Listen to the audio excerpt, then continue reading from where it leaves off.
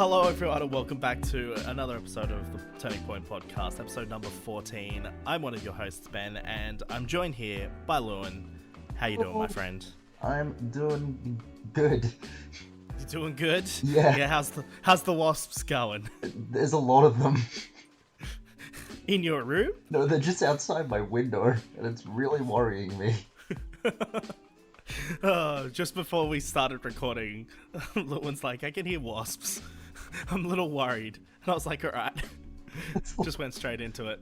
Oh, good stuff, good stuff. Oh, well, that's good. That's good to hear. What have you been up to? Like, you been busy? Been working? I have been working a lot. 6 days a week, 3 weeks in a row. That's a lot. Yep. And now... You casual? I'm casual, so... Okay. Yeah. Pretty sure six days a week is illegal, but that's okay. Apparently it's 9 days in a row and it's illegal, so they just barely negate. I'm surprised they're not putting you on 8 days in a row. Most companies would be like, yeah, we'll pop you on 8 days in a row, so then give you 1 day off and then another 8 days in a row. That kind of thing. Yeah, me, I've had my work hours cut.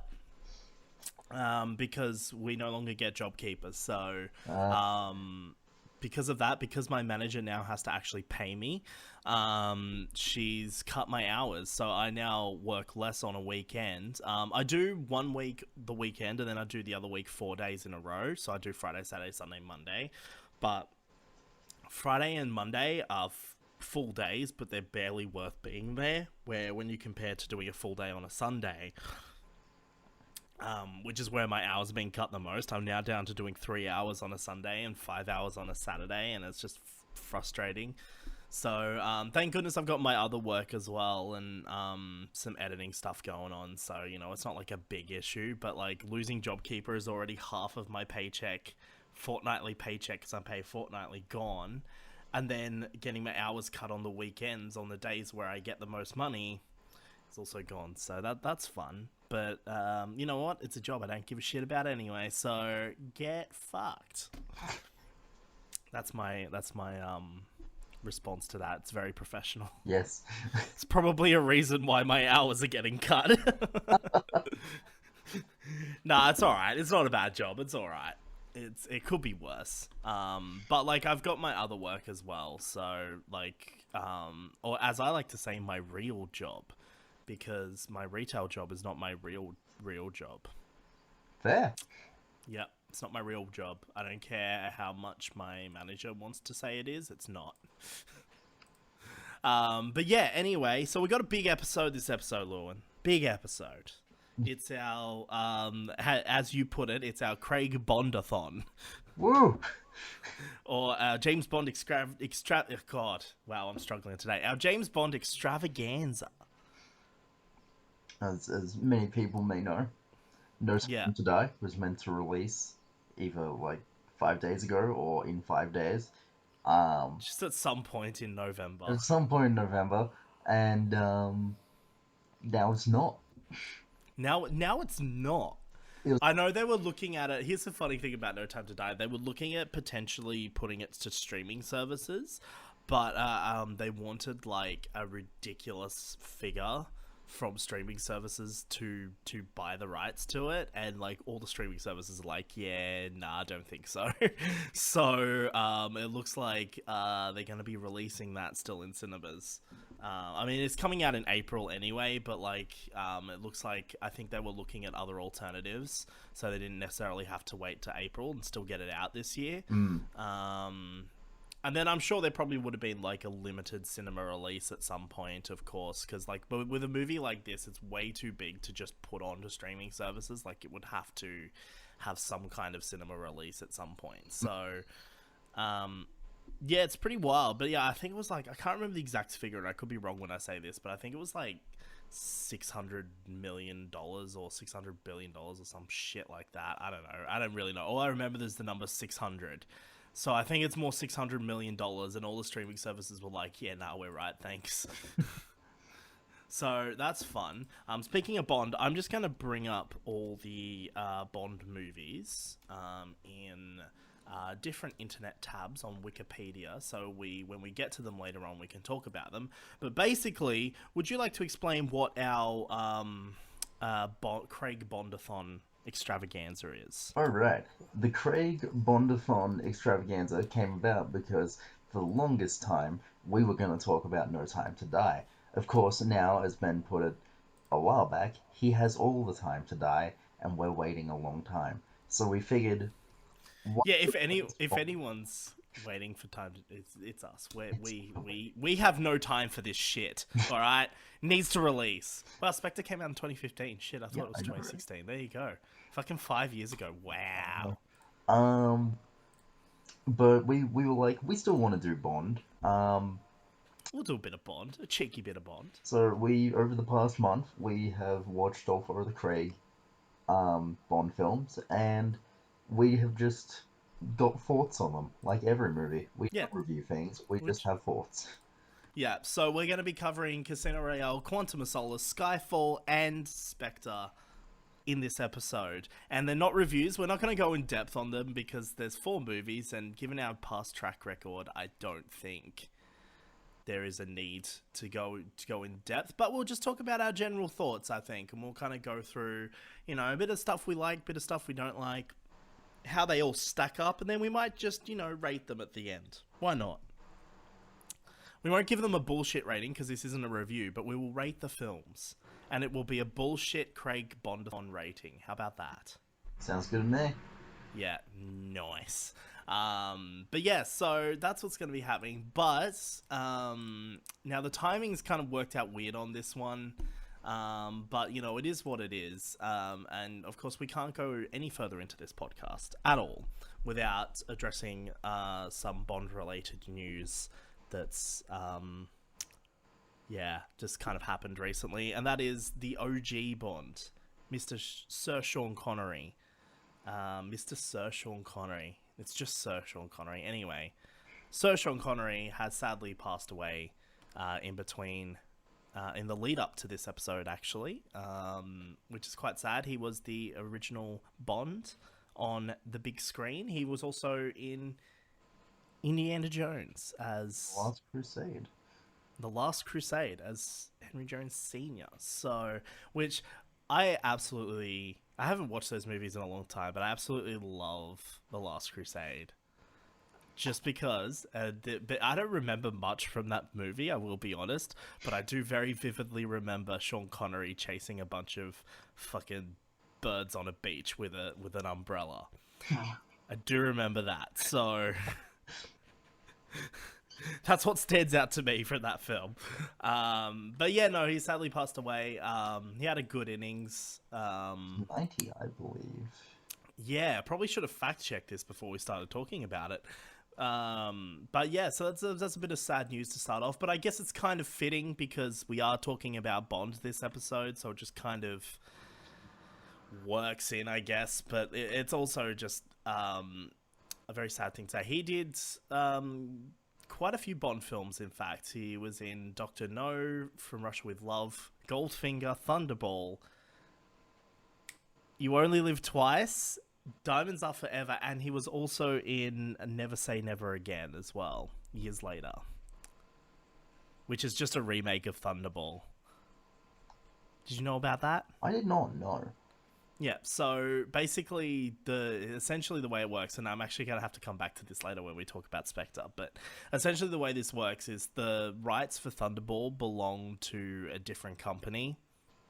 Similar to how the rights for Casino Royale didn't belong to the company that were producing the James Bond films for a long time, which is why we didn't get Casino Royale until 2006.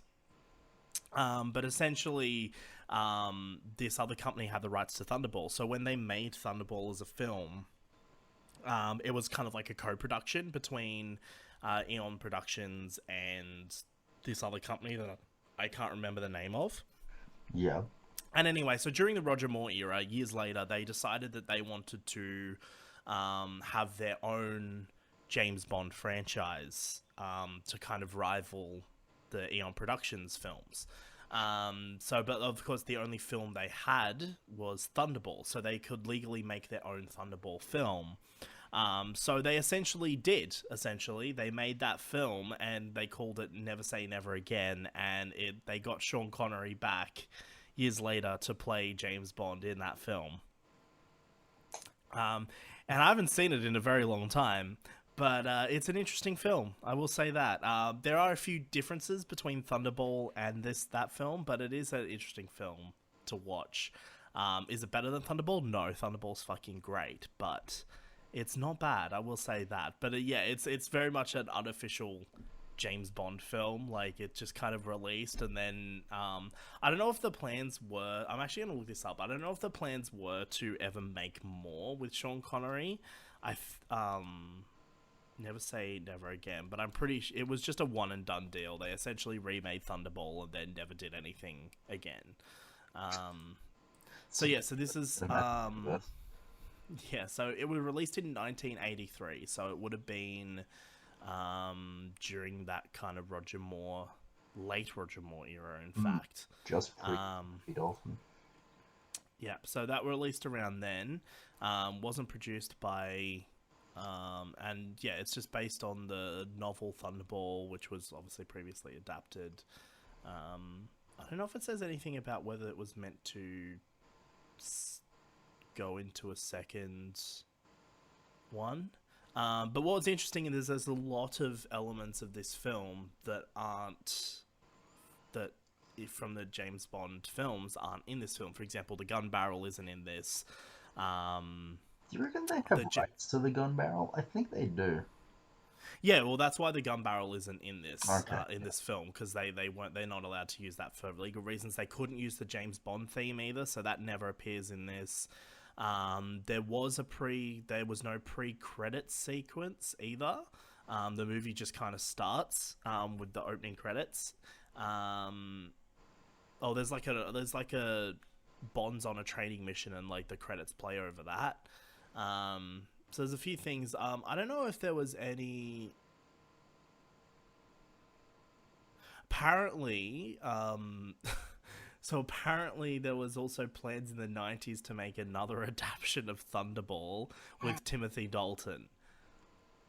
So yeah, it seems like these guys had the plans to just keep remaking Thunderball, and then none of it ever happened. Basically.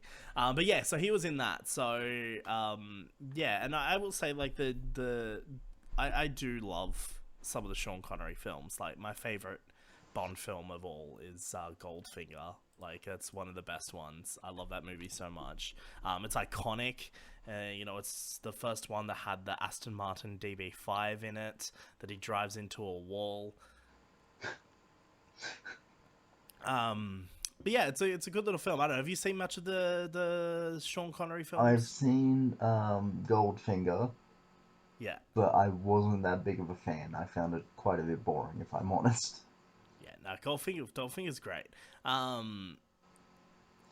think it's actually probably his most successful one, though. That and Thunderball, because Thunderball came out after Goldfinger, and Thunderball, they weren't expecting it to do as well as Goldfinger, and apparently it exceeded their expectations at the time. Apparently it was really popular, because like back then there was like this big push for Bond. Like, there was like Bond mania, if you will, going everywhere. Like, everyone wanted the new Bond films. And anyway, so yeah, he did some Bond films for a bit, and then he left the role and was replaced by George Lazenby for one film. And then basically what happened after On Her Majesty's Secret Service, they were meant to do more with George Lazenby, and Guy developed a bit of an ego after the Bond film. And essentially what happened was he decided that he didn't want to come back. And so instead they were like, well, let's just get Sean Connery back. So they offered Sean Connery a whole heap of money, a nice lovely sum of money, to come back and play Bond one last time in Diamonds Are Forever, which is kind of his weakest one, in my opinion. I think it's probably the worst one. But it's also a bit of fun, so, I don't mind it. It's a bit tongue-in-cheek, the Diamonds Are Forever. Yeah. Yeah, so it's a good one. But yeah, I don't know, like, I like Goldfinger. I think that's probably one of my favorites. Um, and then I don't actually mind his second film either, From Russia with Love. I actually quite like that film as well. Um, the other ones, like, I mean, You Only Live Twice is fine. I quite enjoy that. That's the one with basically, I can't remember. I think that was kind of when like they started having, that was like, it was like a volcano lair. It was with Blofeld, and it was like the volcano lair that he has. So that was kind of cool as well. I don't mind that film. I've only seen Thunderball once, weirdly. I think it's like the only James Bond film I've seen once, so I do need to rewatch it at some point. And then there's obviously the original one, which is Doctor No, which is fucking solid in my view. I don't mind it. It's a very, very basic Bond movie. Like, there's, and you will find it a lot of Sean Connery's earlier, well, the first two films anyway. There's no gadgets or anything like that. Like, it's very much just Sean Connery doing his thing. Hasn't quite become James Bond yet. Well, no, he's Bond. There's just no gadgets, Like, they hadn't really brought the gadgets in because, like, Q, at least up until the 90s. Yeah, Q didn't really appear until Goldfinger. That was the first time Q actually appeared. Although, actually, I think he did appear in From Russia with Love, but he was played by a different actor, and he didn't really do anything. He was just kind of there. But, yeah, so Q kind of appears in the third Goldfinger, and that's when he gets his iconic DB5, and that kind of thing. And then from there, that's when the gadgets kind of came into it. But, it's interesting, like, Sean Connery's era of Bond was very much like, it was very much an area that did take itself seriously, but there was also like those light-hearted moments. And it's also a very different era compared to today if we're looking at, how Bond, treats women and things like that. Like, it's very, very different there. But I guess, that's the 60s for you, I guess. But yeah, it's not bad. Not bad. There's a few gems in there, I think. Definitely worth watching. I will get through them one day. Yeah, watching through. I've done a few times. I've watched through the entire James Bond films from start to finish of just all of them, and it's a chore. It gets a chore. Now I just like, okay, I'm just gonna pick a particular era of Bond and I'll watch that, and then if I want to if I feel like watching more Bond movies afterwards, I'll just pick a different era because it's just a lot. Yeah. 25 films or whatever. It's crazy. Next year. Yeah. But yeah, so that's some sad news. Obviously he did a lot of other iconic roles, but I'm gonna be straight up honest, I haven't really seen him in much else. I think the only other thing I saw him in was The League of Extraordinary Gentlemen, and I think the less said about that movie, the better. But yeah, iconic actor, sad loss, but apparently he died peacefully, I think in Hawaii, of all places. Bahamas, I think. Oh, Bahamas. Okay, well, it's one of the two. Like I said, we probably should have fact-checked this beforehand, but that's okay. But yeah, no, it's not... yeah, I don't know. Do you have anything to add? No, not really. It's sad that he went, but he had a good innings. That's all we can at least say. He had a good innings. And yeah, he's one of those iconic actors, Oh, well, there we go then. That's our little tribute to Sean Connery. Rest in peace. Rest in peace, Sean. Yeah. He's not the only Bond actor to die this year. But when I say Bond actor, I mean, like, actors and actresses that have been in Bond. The other one of the others that I can remember off the top of my head that passed away this year was Honor Blackman, who played Pussy Galore in Goldfinger alongside Sean Connery. So she also passed away this year, and there's been a few others as well. But yeah, 2020 is just a bit of a shit year, just all round.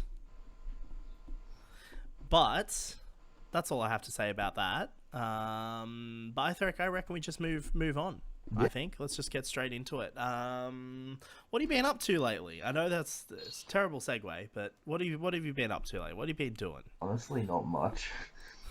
For once, not much. Not much. Nothing to report. It's been weeks since our last time, and you got nothing to report. I've got a few things to say. I just wanted to kind of just get you out of the way first because I knew you wouldn't be saying much. That's it. So I've played the PS5, but I'll get into that another time. Yeah. Speaking of, that's something I want to say. We can't have this episode and not address it, and that is next gen consoles are here, baby. They are. It's time. It's time for next gen. I Go. do not have any next gen consoles, and I'm probably not going to have any for a while. Let's put on the brakes. But you do. So we're actually going to cover, Lewin's going to cover the PS5 next episode. And we'll kind of do a bit of a deep dive onto that and talk about that for a bit. Celebrate next gen the way it should. I have a funny story. I was actually, I decided there's nothing coming out at launch that I want to play, right? So because I'm not really interested in playing Miles Morales because I wasn't really that interested in playing Spider-Man before anyway. I did play it, but I never finished it, and I have no intention of ever going back and finish it. And by the way, it's a great game. I feel like every time I say that I have no interest in playing it, I have to also say it's a good game, because it genuinely is a great game, and I did enjoy just playing it, but I just honestly, I just didn't really care that much for some reason. I don't know what it was. It might have been the story, maybe. It might have just been something. I just had fun playing the game, and then I had my fun playing the game, and then I moved on, So I don't really have any interest in playing Miles Morales, and that doesn't mean I won't necessarily get to it one day, but I'm not interested in playing it. So I'm like, there's nothing else really coming out, because I don't want to play Assassin's Creed Valhalla. I don't want to play whatever other games are out. I'm like, there's no reason to get a PS5 right now, right? But then, the other day, got the better of me a little bit. I was like, oh, I should just buy a PS5. So I went online, and PS5s were available. You could pre-order them for December. So I was like, oh, this is exciting. And then I realized, shit, if I'm going to get the most out of the PS5, I have to get a new TV, because right now I'm just using a little shitty TV. And I'm like, all right, I need to get a new TV if I'm going to buy a PS5. So I was like looking at new TVs as well, because I'm trying to find ones that have the new HDMI connection on them, because I know not a lot of TVs have them. Only a few 2020 model TVs do have them. So I was like, oh, I was just trying to find that. And then in that period of time, I went back, and I was kind of talking myself out of it and talking myself into doing it, but I kind of just, ended up just going, oh, fuck it. Because my thought process was, right now, I have money saved, and I actually have the money to be able to purchase a PS5 and a TV and still have quite a bit of money, leftover money saved that I could live off if potentially my hours get cut more or whatever. So I was like, I might as well buy it now while I have the money, because then I have it, and then I don't have to worry about later being like, well, fuck, do I have to afterpay this? Do I have to zip pay it? What do I have to do, right? So I was like, oh, okay, I'll buy it. And anyway, I went back to that page, because I was kind of talking myself out of it. I went back to that page, refreshed it, and it was gone. It was gone. This is on JB Hi-Fi's website. The PS5 was just gone, and essentially I was like, fuck, better check everywhere else. So I checked literally everywhere, and it was all gone. There was no links to pre-order the PS5 anymore. And I was like, oh, so I looked it up, and so apparently they announced literally, I think the day before, that it will be available on all these websites at 9 a.m. And I was looking at it at about 10:30. So this was an hour and a half later. So they didn't sell out like crazy like they did when the pre-orders first came in. But it was about 10:30, and I think it was about between 10:30 to 11. So it was about that 2 hour mark later after they become available, and they were just gone everywhere, and I couldn't get them. And I was just sitting there, and I'm like, maybe this is a sign. Because then I realized there's nothing that I want to play, and if I bought a PS5, I'm just going to set it up and use it as a Netflix and YouTube machine until games come out that I want to actually play. So I thought to myself, this is a sign. Maybe this is probably a good thing that I shouldn't get it. So I came to the ultimate conclusion, because I have no choice in the matter, that I'm not going to be getting a PS5 until next year at some point. I don't know when yet. It'll probably be around whenever Resident Evil comes out, I think. I'll probably get it around then. But you know what? My PS4 is still going, so I'll just use that for now. But yeah, that's my story. Nice. One day you'll get one.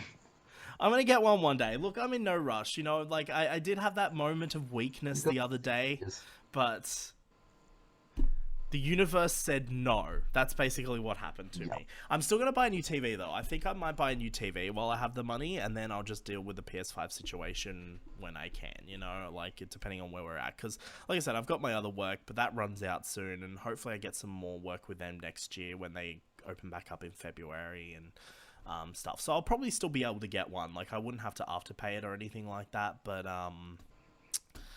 yeah, and it's going to be more accessible next year as well. Like, it's going to be about, I think there's this 6-month window where you can't go into store and buy a PS5. Like, you can only order them.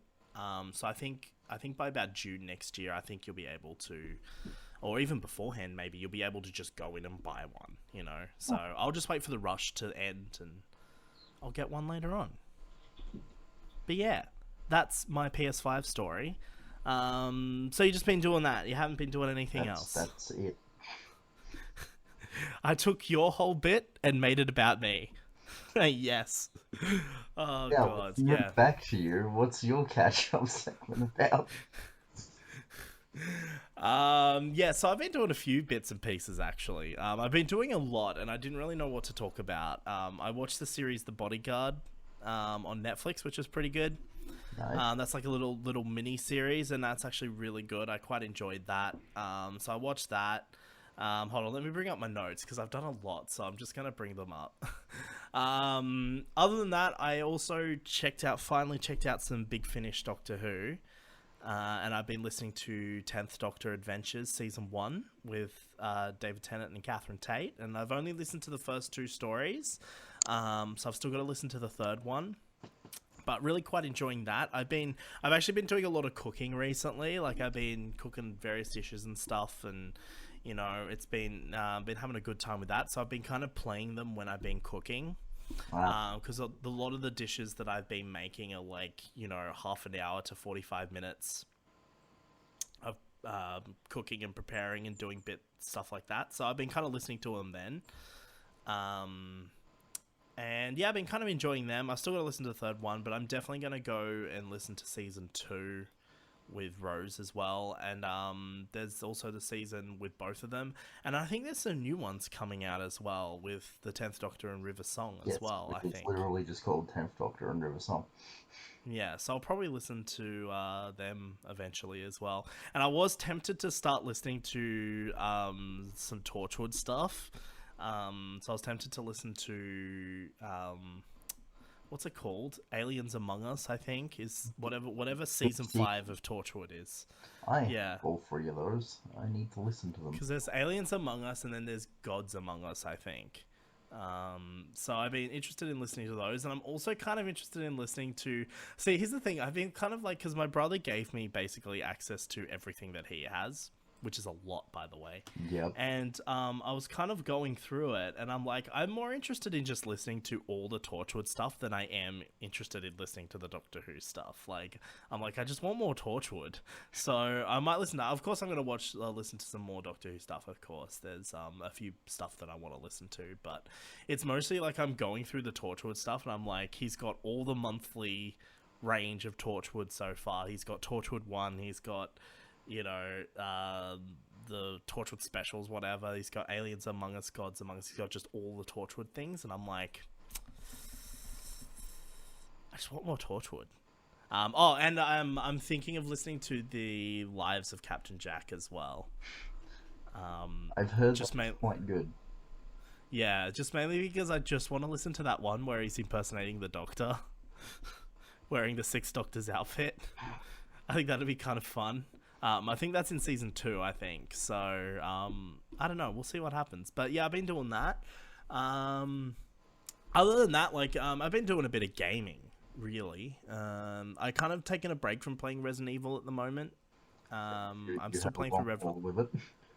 Yeah. I'm still playing through Revelations, and I am going to finish Revelations before Cyberpunk comes out, and then that way I can just focus on Cyberpunk, and then I can come back to play Resident Evil kind of, you know, early next year. Yeah, I'm taking a bit of a break from that at the moment. I've just been kind of messing around with mods on the PC on GTA 5. So I've got like a mod launcher, which essentially you can create different profiles and then you install the mods to those profiles. And then what it does is when you change profiles, it actually changes all the files in the GTA directory, so you don't have to have multiple versions of GTA 5 installed. Handy. Like, you just have the one version. And it also has the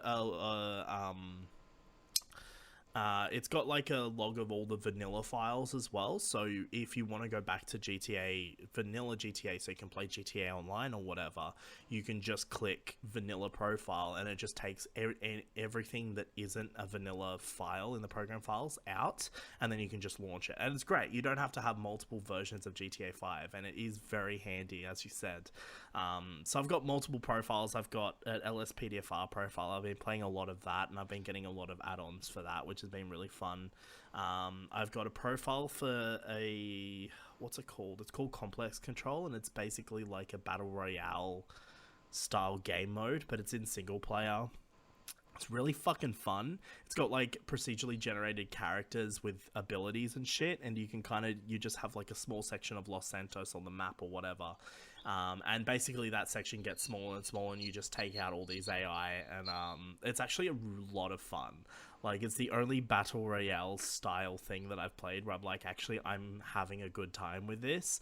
Probably because I'm not up against real people, maybe. But that's a lot of fun. I've also been playing a bit of GTA Online type stuff in single player. So I've downloaded... there's all these like business mods which just basically adapt the businesses from GTA Online into single player. It's not as fluent as GTA Online is, but it is kind of fun. There are a lot of changes that have been made to make it work in single player, but when I say it's not as fluent, for example, if you're doing like, say, let's say if you're doing the warehouse business or whatever, and you've got some stock in your warehouse, basically you don't have like your computer interface like you do in online. Essentially, it's just a little menu on the side. So you buy your stock and then you do the mission to sell it. But from what I've been figuring out, because I've been playing around with it, because there are a lot of differences to the online versions, and you have to activate the mission points, like the drop-off points, to sell the stock, but nothing happens when you go to them. And I was trying to figure out why for a long time, why nothing would happen when I went to these checkpoints. And then I realized once you've turned on the checkpoints, you have to then go down and activate the mission itself. So then you can drive to those checkpoints and it actually drops off the stock and you get a bit of money. So that's what I mean. Like, it's not as fluent. Like, there's like a few bits and pieces you have to do to get it working properly, but that's a bit of fun. I'm quite enjoying that. But the businesses only work when you're playing as one of the GTA characters, because it registers the money you have. If you change your model to, say, the multiplayer models or whatever, it won't register the money you have. It'll just say you have no money. So when I went to the casino, I recreated my online character, and I went to the casino and it's like, you can't do anything because you have no money. So I had to change back to Michael to do everything. But it's really cool, and you get access to literally everything. So it's actually enabled me to check out some stuff that I haven't been able to check out in GTA Online, because everything's so ridiculously expensive in that game. So that's been a bit of fun. I've been messing around with that. And I've got a cyberpunk themed. I sent you a little video, but I've got a cyberpunk themed profile as well. So I basically just went on GTA mods and just downloaded all the cyberpunk mods I could possibly get and installed them. So there's a few map mods, there's some character models, there's weapons, there's cars and stuff. And I think after Cyberpunk comes out, there's going to be a lot more of those as well. But that's a lot of fun to kind of check out. It's really cool. But yeah, I've been doing that. Other than that, though, I've been playing Destiny 2 since Beyond Light came out on November 11th, I think it was. Yep. In advance, I remember this for the birds. Oh, I can't hear them. Oh, so sick. Okay, ignore them. I only hear them when you talk, and because I've been talking, you've just been silent, so I'd literally hear nothing. Oh, sick. Okay. So I'm not sure if we had the thing where like you drop out or whether you're just not saying anything. It's kind of weird. So I just keep talking and then I kind of stop and leave a gap, and I'm like, maybe he'll say something, maybe he won't. But you know, because that sometimes happens when we record these. Someone drops out, and then it's just mildly annoying. But yeah, no, I've been playing a bit of Destiny 2. I actually recorded a video with Wendell where we kind of, this is before half of the content was removed from the game. Let me tell you something about that, because we've had a discussion about this before. There are two camps in the Destiny content vault thing. Like, there's a lot of people that are perfectly fine with it, and then there are people that don't like it at all. Yep. Let me say one thing, and I'm perfectly fine with them removing content from the game because my hard drive loves it. Let me tell you that right now. Beforehand, I checked on my PS4, so with Beyond Light came a 50 gig update. And both Gwendol and me were like, oh, fuck, like, this game's already 100 gigs. But within that update, that 50 gigs is obviously all the new content that's being added to the game. But also, it would obviously include, you know, codes and shit to scripts and stuff to uninstall all the old content. And let me tell you, it's fantastic. That's good too. My Destiny 2 takes up 55 gigs of my hard drive space. I checked on PS4, where I haven't updated it yet, and it says like 96 gigs on my PS4. Oh. Which would have... And now it's like 55, 56 gigs, something like that. So it is significantly less file size now. And that's obviously the whole point. Like, that's the reason why they introduced the content vault in the first place, was to reduce the file size for the game, to also make it easier to update and develop for and things like that. So I am a fan of this. I don't mind this content being removed from the game because it's just better in general. And besides, like, I mean, Destiny, they've been working really hard. Like, the whole point of the Beyond Light expansion is to basically set up for the future of Destiny 2, because they're not making a Destiny 3. They're just going to keep working on Destiny 2 and keep updating that with new expansions and shit. So it's all about just setting up for the future in that. And I think removing a lot of the old content that people don't really play makes way for new content that people actually want. So I think that's exciting. And of course, you've got the new location as well, which is Europa. And there's the new expansion, which I bought Beyond Light, and I bought the current season as well. So I've got the Season of the Hunt and Beyond Light. So I haven't played Beyond Light yet, the campaign. I've only played the first mission, because I've just been doing like bounties and things to level up my light of my Warlock. But I'm going to do it in between this episode and the next episode. I'm going to go play through Beyond Light. I'm going to do all that, and then we'll check out Beyond Light next episode. Okay. But I've been doing that, so that's been a bit of fun. And let me just say, it's fucking great to be playing Destiny again. Destiny 2, in its current form, if you ignore the PvP, if you ignore the Crucible, Destiny 2 in its current form is such a fucking good game. And it's free. Like, obviously your expansions are what costs you and things like that. But, like, what you get for a free-to-play game right now is incredible. Like, I mean, it's not Warframe incredible, but it is... Like, there's a lot of stuff to do as a free-to-play game. There's hours and hours of content there for free-to-play. And I think that's great. And I think moving Destiny to that free-to-play model, I think, was probably the best thing Bungie did after Activision left. Like, moving to that and then just charging for your season. Because the way the model currently works is you have your expansions, which are like your big yearly storyline expansion type content, right? Yeah. And then you also have your seasons. So seasons last 90 days, and you buy the season pass. And all the main thing with the season pass is you get a bunch of content, like a bunch of gear and stuff that you wouldn't get otherwise.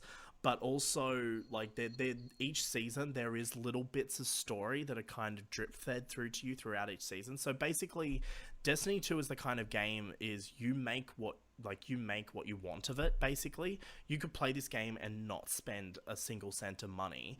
The only downside is now you don't get the story. You don't get any of that. But the thing is with the free to play model, you do still get some quest lines from each expansion and season, so you can kind of keep up with what's going on.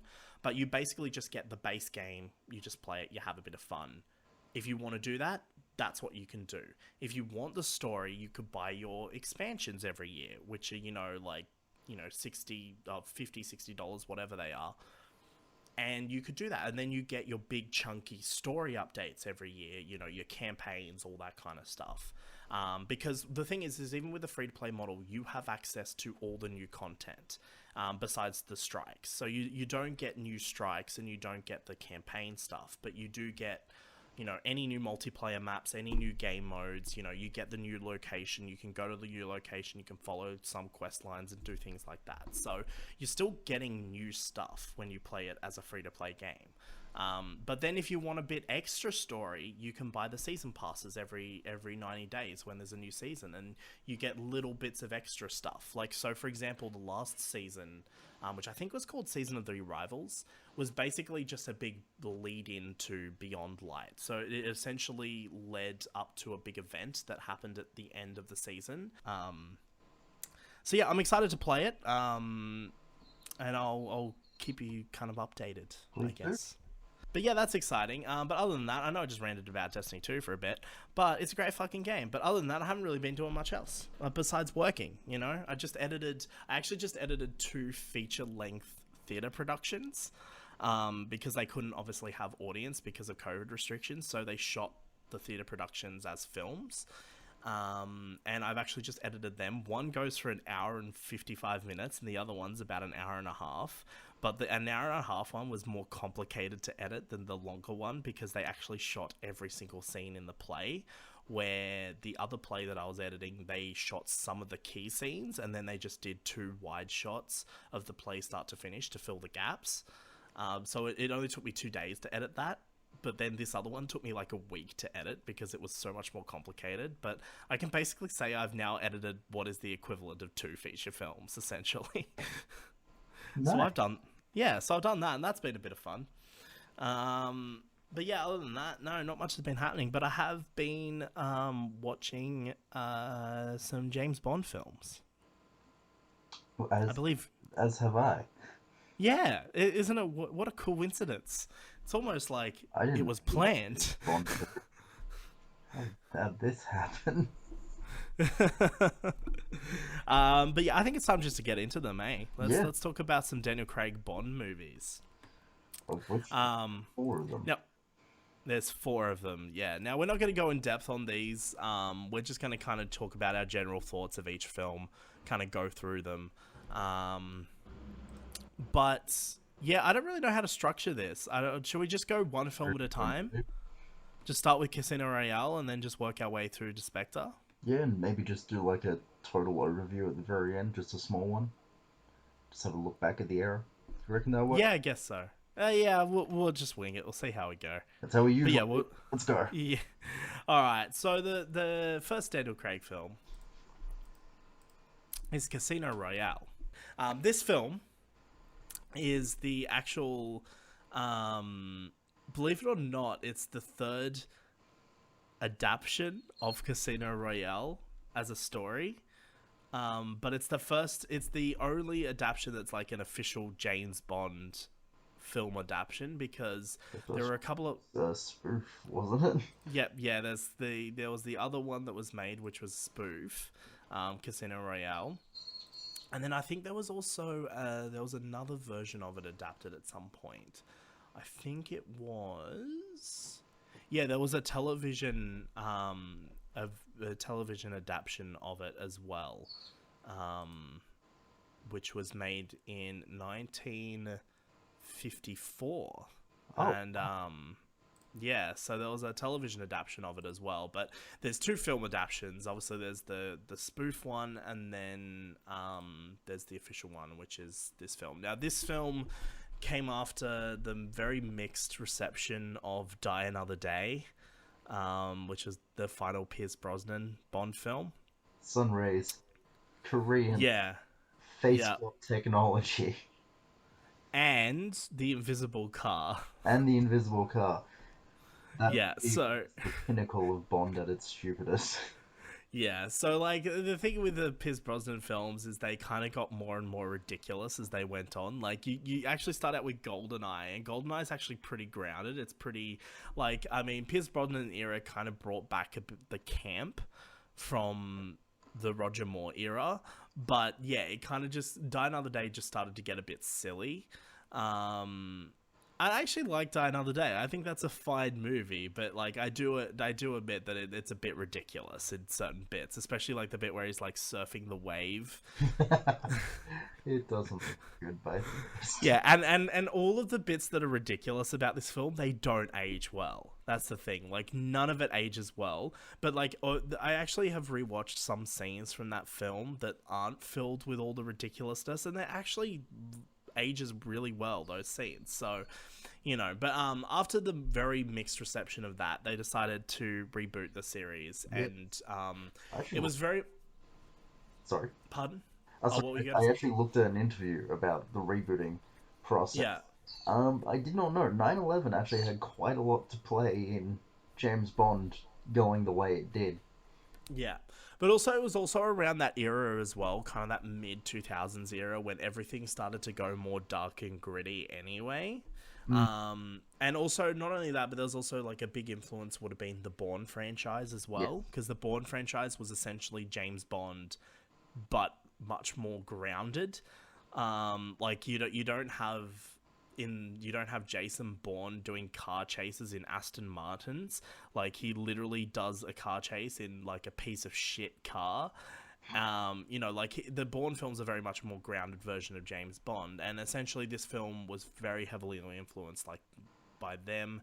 I believe this came out the same year as also like Batman Begins came out and things like one that year as after. well, or 1 year after, sorry. Yep. So like it was around that kind of era where everything was moving towards that dark and gritty. But I think, you know, watching Casino Royale and is such a stark contrast to Die Another Day. And I think it works. I think this film works really well. This is actually probably my favorite James Bond film, just in general. Like, I cannot fault this film at all. Like, I think this film has a fucking perfect script. It has a great cast. The direction, the cinematography, you know, the set pieces, everything, the soundtrack, everything's just on board.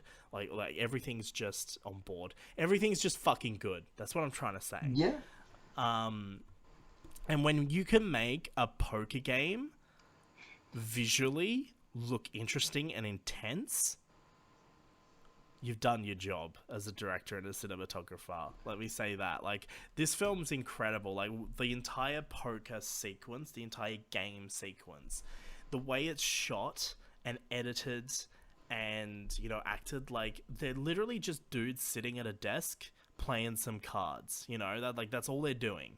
that was arguably my favorite part of the movie. Um, Yeah. Less so because of the poker game, which you're right, was they got the tension great there. The poker game is interesting. You look forward to seeing how it all folds out. But Well, what makes the poker game interesting, like what really works as well, is the script because the subtext behind what's going on and the kind of you kind of get a sense of the thought processes of Lashif and Bond just by looking at them and their looks that they give you, like you know, like as things kind of play out, you see their reaction, and obviously the poker game's split up with the action yeah, sequences and that's stuff in that's between. exactly what I like. It feels like the poker game is like the mainstay, and everyone is. You leave the table for 5 seconds, everything goes to shit, and then you're back at the table. It's Yeah. a nice narrative time constriction. They have to be back for that poker game. Yeah, exactly. And like the poker game itself doesn't really take up that much screen time of the No, actual film. Like it's actually quite a small it's in like amount the of time. back 20 to 30 minutes of the film. Like, Well, no, it's kind of the middle yeah, that's of what I mean, like the middle, the but it's the like middle. 20 to Yeah. 30 minutes. Yeah. But then yeah, it's like split up with those action sequences, and obviously there's a lot at stake. There's a lot going on, and that's what builds the tension. But it's so well shot Like, you know, there's so many great and so well edited as well. Like, I mean, just watching any of the casino scenes, it's just a masterclass in editing Mm. because most of what's going on in that scene isn't being shown or said. You know, it's being conveyed, um, and that, like, again, it's the subtext. Like, most of what's going on is being conveyed, and when you have a script and the editing and the direction that can clearly convey the tension and drama going on in a scene, that's it's just expert. Like Casino Royale is a masterclass in making a film. Like, if you want to be a filmmaker out there, just watch Casino Royale and then watch the behind the scenes of Casino Royale and just dive as deep into this film as you can because it is a masterclass of filmmaking. But I mean, it is also like obviously, like, it is a reboot, so this is Daniel Craig's not Daniel Craig's it's Daniel Craig's first film, but it's like James Bond's first major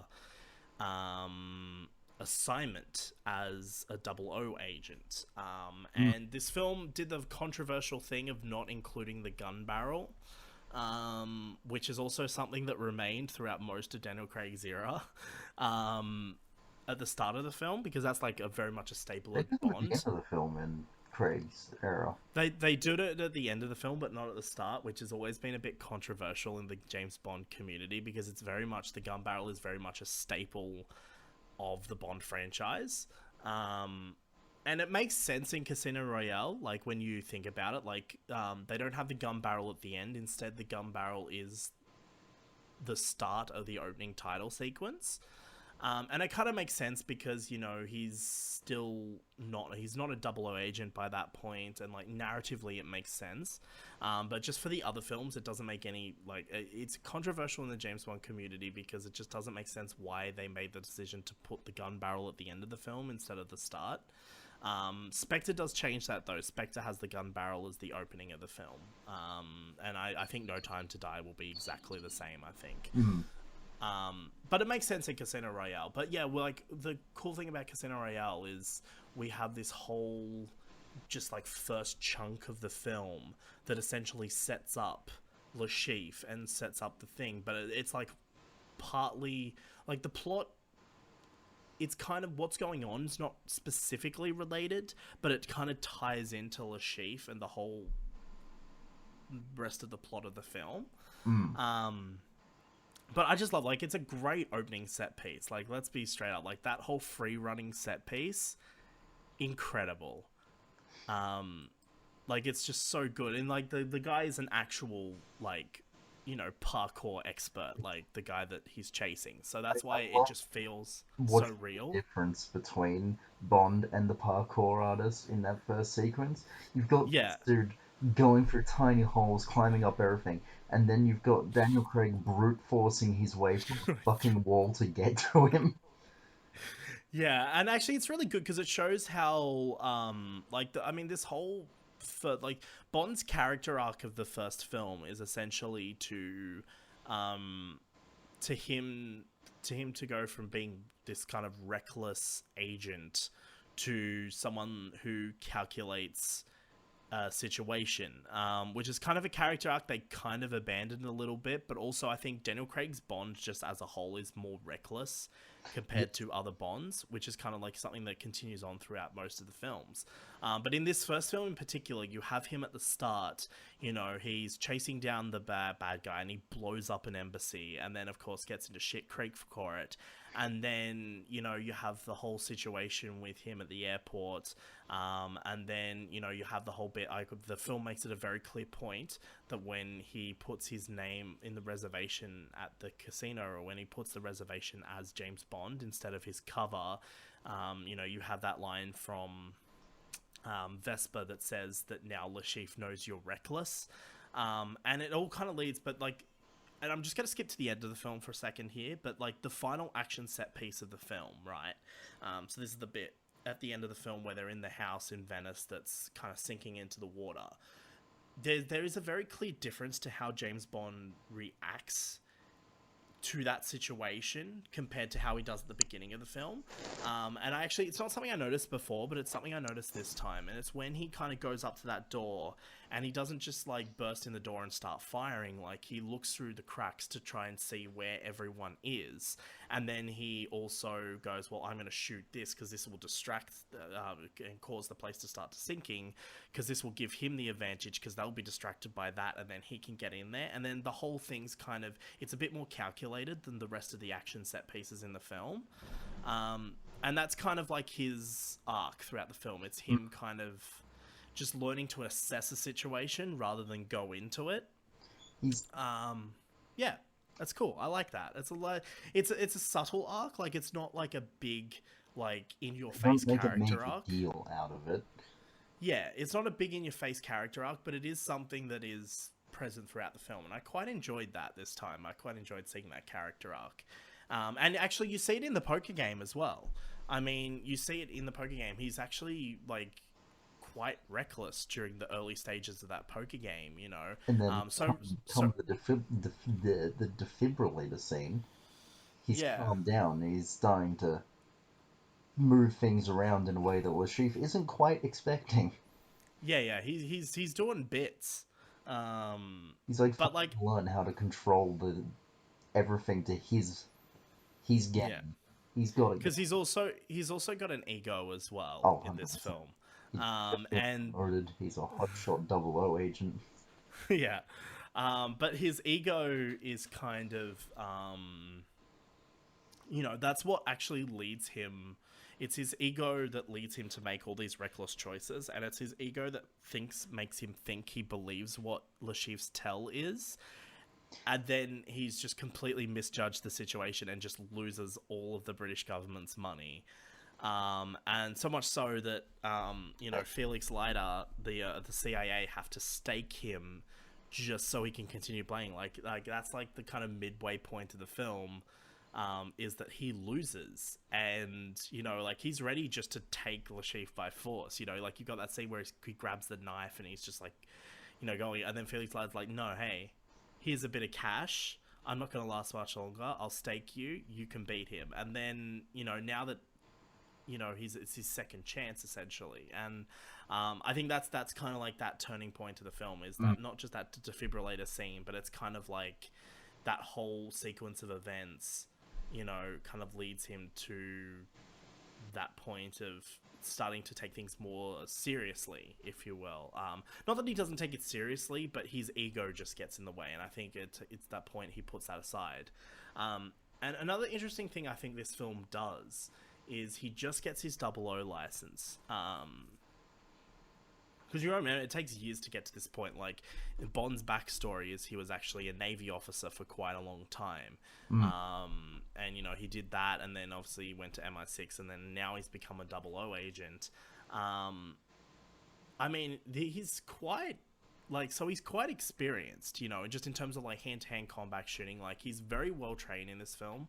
But one thing I like that I wasn't expecting in this film is the whole love story between Vesper and Bond leads him to literally quit the job after just being promoted to a 00 agent. Yeah, I have at the end of my notes here, the talk at the end about him working too long is mildly soured by it being the first film. Yeah. It's a character arc that shouldn't be in the first film. You're like, wait. Yeah. This is his first outing. Why the hell are we talking about retirement already? And they actually make a big point in the earlier on in the film that to make sure that we know that Bond is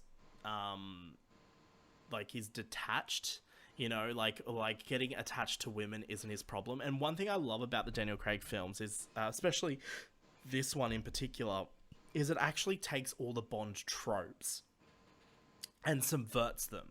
All right, so like one of the major Bond tropes is, you know, like in every Bond film, there's always two Bond girls, right? There's like the main Bond girl, and then there's the Bond girl that, you know, dies or whatever happens, right? And Bond sleeps with both of them usually. That's usually the Bond trope. He just sleeps with both of them. In this film, he doesn't. The first Bond girl, he doesn't sleep with just cause. He's actually like, he doesn't even sleep with her at all. He's making out with her just to get information, and then when he finds that his target is on the way to the airport, he leaves. Mm, That's not something Bond does in the other films. So, like, that's a Bond trope that's being subverted here. And I actually quite like it because it's actually something that remains throughout most of the Daniel Craig era is he doesn't just sleep with people for the sake of it, for the most part. I did There's, notice there's a disturbing trend. Skyfall is the exception to that rule in the worst way. Um, but we'll get to that when we hit Skyfall. Yeah, Quantum does as well. Con, But it's Con doesn't have him sleep with the Bond girl for once, which was no, he does no, he doesn't sleep with the Bond girl, but he sleeps with a Bond girl for no real reason other than the fact to get Bond to sleep with a Bond girl. But we'll get to that in a sec. But it's like a common theme. Like the Daniel Craig films are very much about taking those classic Bond tropes and subverting them. And it's not really until you get to Spectre that they start to make, like, Spectre's much more traditional Bond film. whether that's a Um, good thing or a bad, we will talk. yeah. But another thing is the Daniel Craig Bond films are obsessed, and this is just a general whole comment here. They're obsessed about, this is the only Bond film, in my view, where the actual plot of the film doesn't revolve around Bond in a way. Like, it's not like a personal story. Yes, Because all of the Daniel Craig Bond films after this, they all try to tie it directly into him or make it a they personal explore story. him as a character. Yeah, Um, which is, by the way, something that the other films don't really do. Like, no, most of the other no, films are like, here's your bad guy for the film, here's your adventure for this film, and that's it. And there are moments here and there where you might have something a bit more personal for Bond, but for the it's a most bit part, like when the timeless child decided to explain the Doctor, and you're like, you didn't yeah, have you to don't do you don't have this. to do this. It Skyfall is the is like the part where it's like towing the line on how much you should explain about Bond, Yeah, and then Spectre is fucking chucking the line off a cliff. But we will get we to will that. get to that. Yeah, um, Uh, but yeah, no, I think overall, Casino Royale is just a fucking well-made film, and it is it like watching it again for the second time.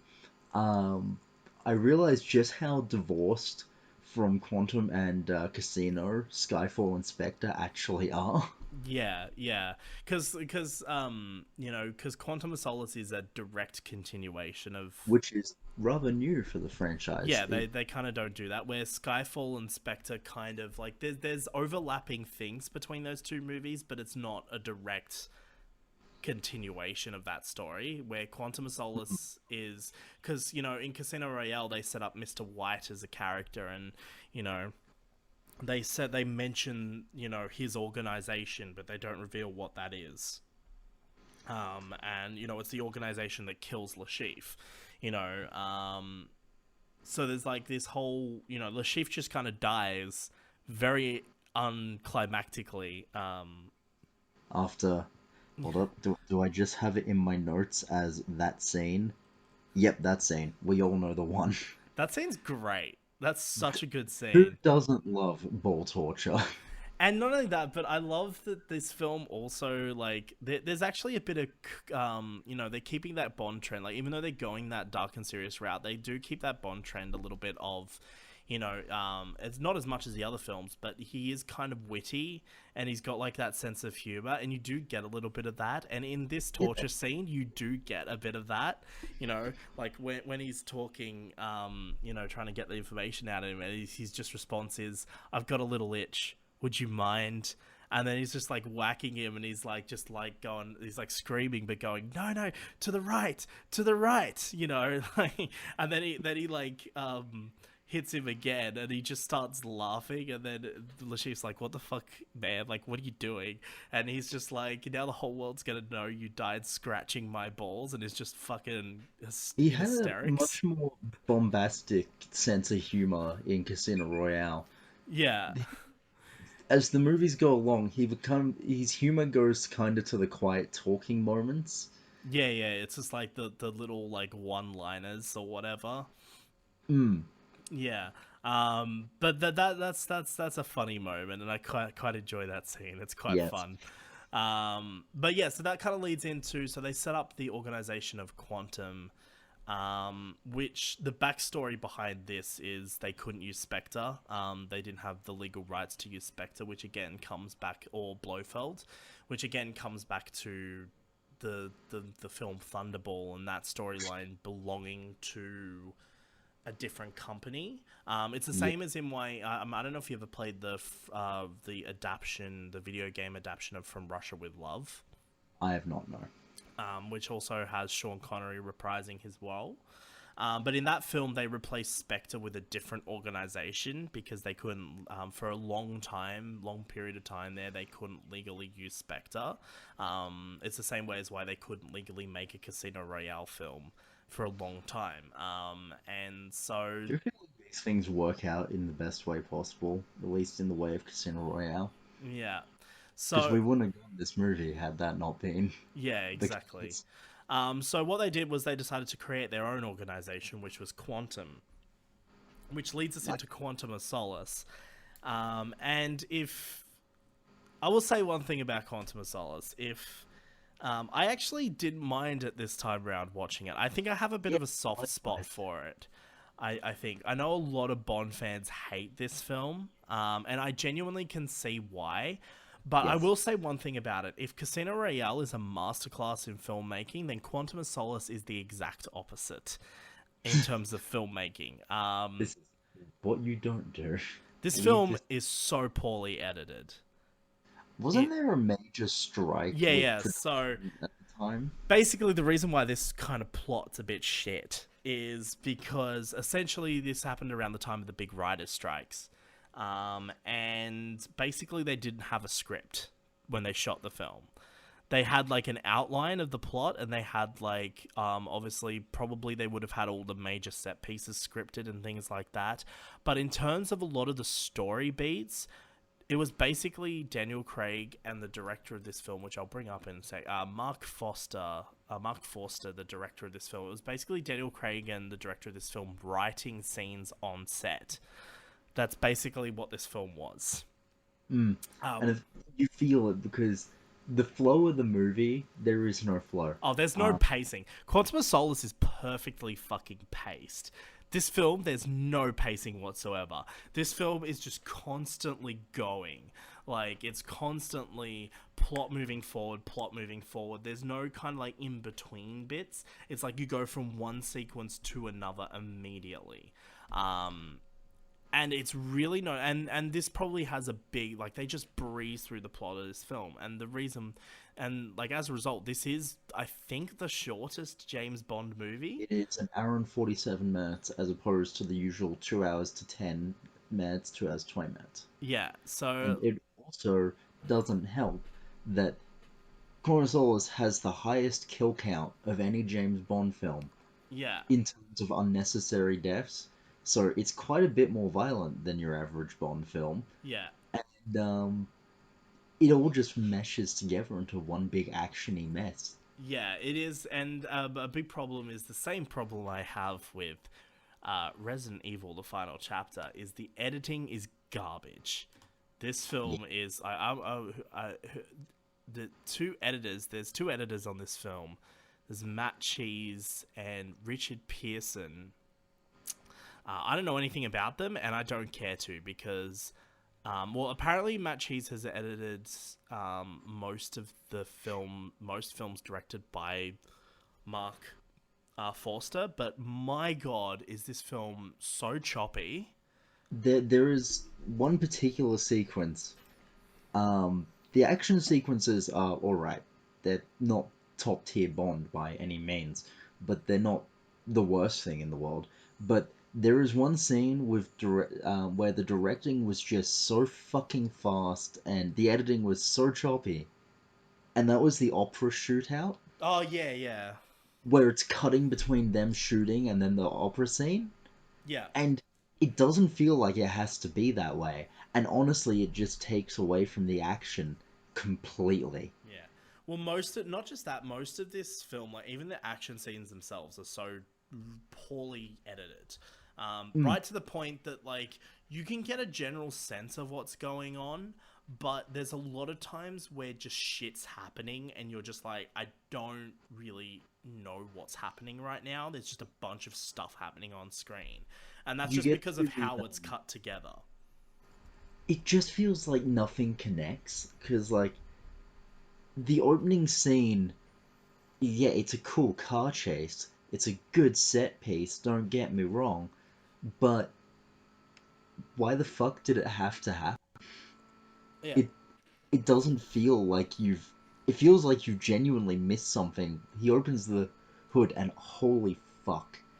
Before going into the opening of this movie, Oh. he says time to get out and it freeze frames on his face for all of 3 Oh. seconds and you're like, did my movie freeze? Yeah, that Is it's it so buffering? bad. I hate freeze frames so much. Like, oh, it's really terrible. And then let's talk about one thing I want to mention is the fucking opening title sequence for this film. It So, is in my view, it is the worst fucking song. I actually Um, I don't have a problem with Another Way to Die. I It's like actually it the of actually. the I opening. actually like how it starts. I like how the song starts. I like I the like kind of the build riff. up with the little electric guitar. Where it's like do do do do do do do, and it's like did it did it. I'm like that's cool. And you know, there's like the whole build up where like the little piano keys plays, and it's like ding ding ding ding ding ding ding ding ding ding, and then the song starts after that, and I'm like, oh, I don't It, like it, this at all. I it don't doesn't like this. really relate to the movie. Something I've noticed is all even Spectre with Writing on the Wall relates into the movie. Another Way to Die does not at all. Yeah, it's And the just visuals are literally just sexy women in a desert. yeah, It's the yeah. most boring opening. I think about for Bond openings, I think the most unique is actually Casino Royale out of all the Yes, genre. which I think we've that's been the going most on, unique. but I love the There's visuals no in that. Bond girls in that opening. It's just an animated sequence of Bond fighting a bunch of people, and essentially what it's conveying is him earning his double O license. That's essentially what it's conveying. Mm, And then you I got the absolutely end love. shot where he like walks towards the camera and it changes between the animated version and him when he steps into the light. That's kind of cool. Mm, I love the use of the casino cards, the playing card suites Yeah, yeah. as like the bullets and things. I just genuinely love Casino Royale's opening. It It's really good. Like mm. I watch it from time to time just cause You it's Know My great. Name is such a good song It as well. is. It is. Yeah, it's on my it's on one of my Spotify playlists because it's It that good. I do rank it second. It is my second favorite. Same with the whole movie in general. Yeah. Um, Yeah, but but with it with Quantum, it's such, and honestly, I genuinely the chorus itself is what gets me.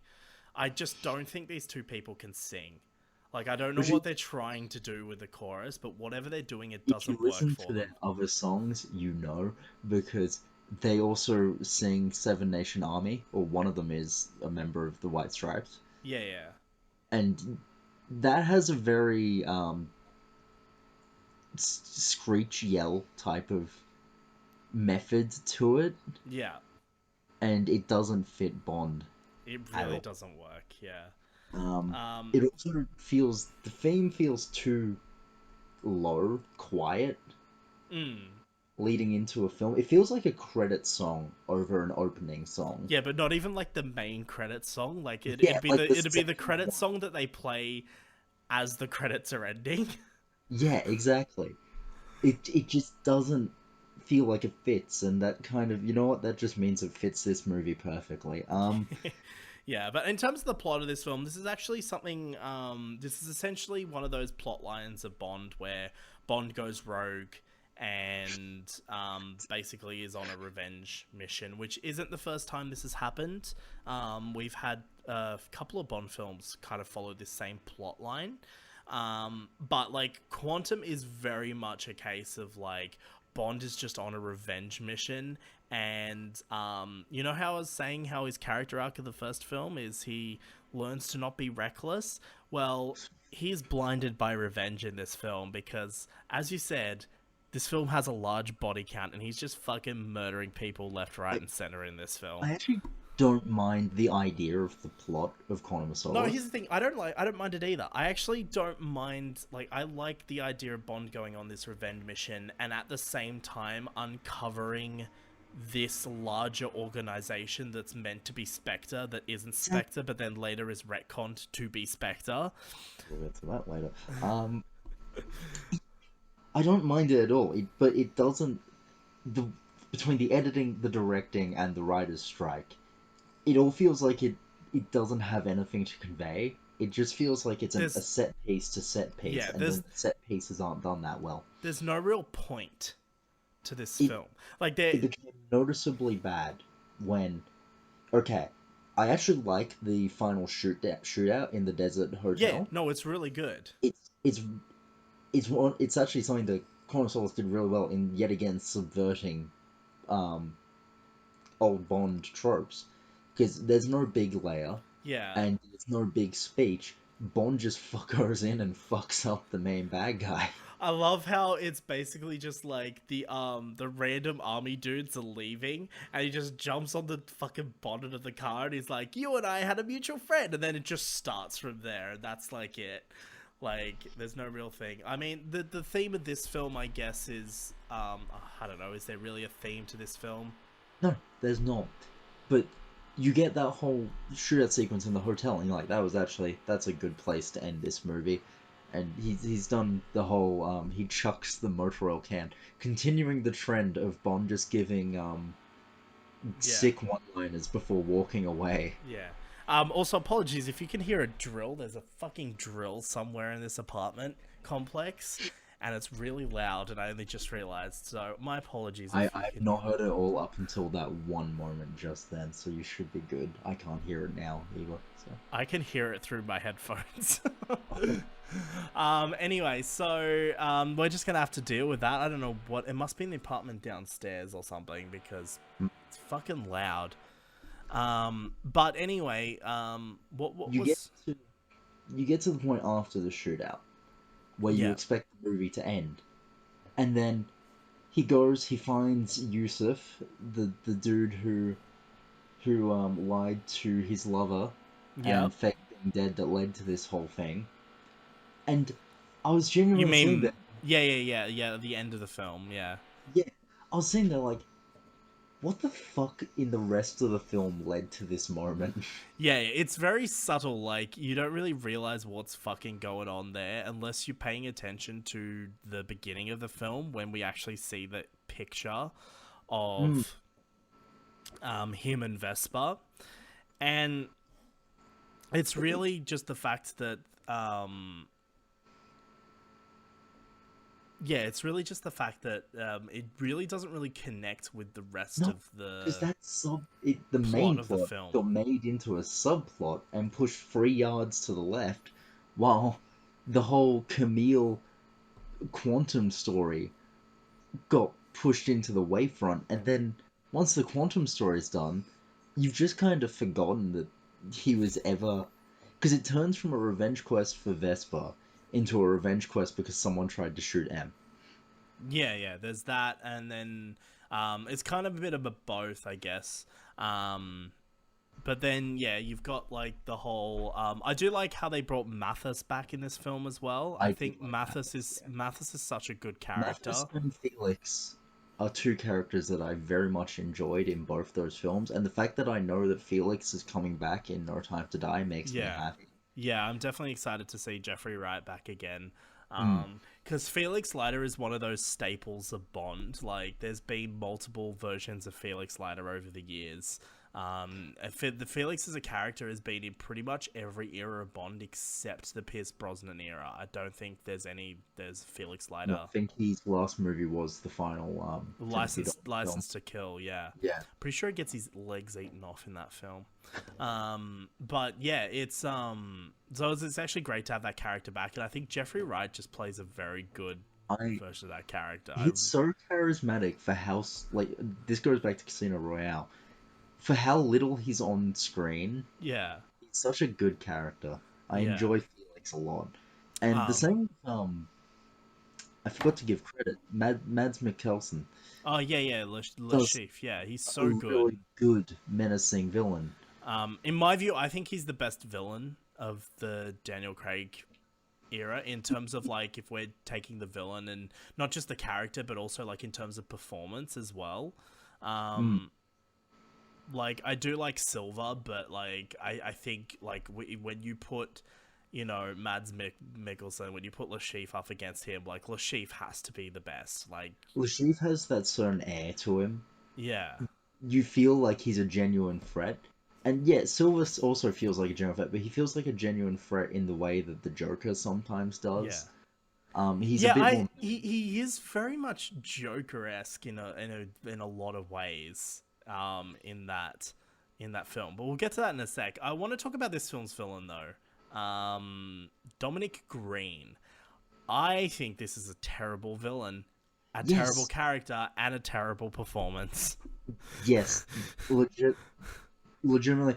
I just have in my notes. Craig's acting is the standout performance of the movie because it's like the only good performance I find. Yeah, I mean, I don't think Olga Kurylenko is bad, but I just don't think there's much to her character. Yeah.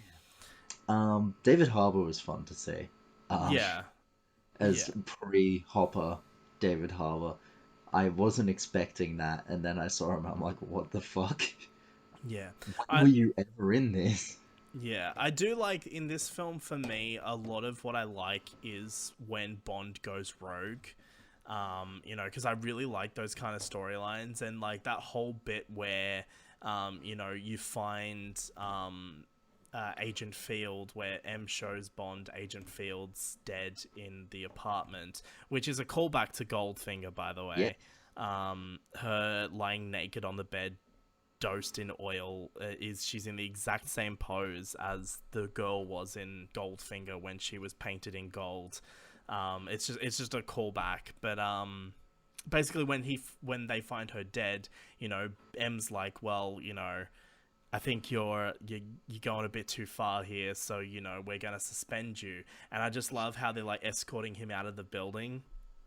He just fucking takes him out in the lift. And then he I just love how he's just casually goes. walking back and just runs into M. And he just like says his little line. And then as the guys are coming for him, he like jumps over the thing. And I like how he runs over that very thin ledge just to get past them and disappear. I really like that about this film. I like that he kind of goes rogue. And I think that's a cool little bit of the film. And I think it's one of the. I think that's just one of the strongest elements of this film is Bonds as a character. Something I enjoy about the Craig films is some of the side characters get a little bit of development as the movies go on. Yeah, Um, I noticed Rory Kinnear as Tanner. I yeah, love yeah. Tanner. Tanner's great. He, he goes from like this mildly pushed to the side idiot by M standards to by Spectre. He's a full blown. He's leading Bond into everything, explaining everything properly, and you're like, you've grown as a character, and I really Yeah. appreciate that. And I'm Um. really happy to have seen him in Quantum.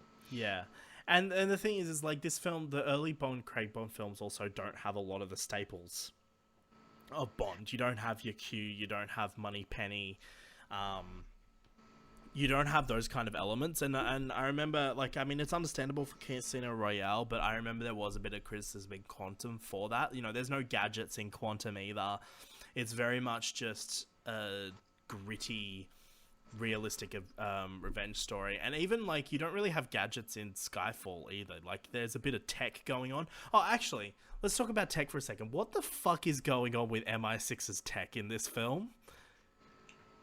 Do you It's mean how it's like highly evolved compared to the next movie? Yeah, it's like Got like it's that like touchscreen fucking hollow projection, and yeah, he's just controlling everything with one hand, and you're like, what the fuck? yeah. They Is this they they Minority put Report? they put like the dollar note on the bill, and then it's like got this whole and the tech has this whole aesthetic to it as well, Yeah, Which is, by the way, kept in the Bloodstone video game. By the way, they actually keep that tech aesthetic, and I think the plan at the time was probably to keep it that way, and then they just abandoned it. And I mean, I'm glad they did because it looks a bit silly. It's too campy. Yeah, and they do that, and so yeah. Anyway, whatever. I'm glad they got rid of that and they went back to Yes, more likewise. traditional tech. I did Um, have a few moments of pause where I was like, how would this work? Is there a scanner underneath there? Yeah, is there a scanner on the thing? Because they can seemingly just put it at any point on the bench, and then the UI just reads that and then works around. It's weird. It's weird. And then there's the whole fucking just everything in the movie is it's a mess. Poor Solace is a mess. It is. It's definitely a mess. But That is that. Sadly, it also ranks third. yeah.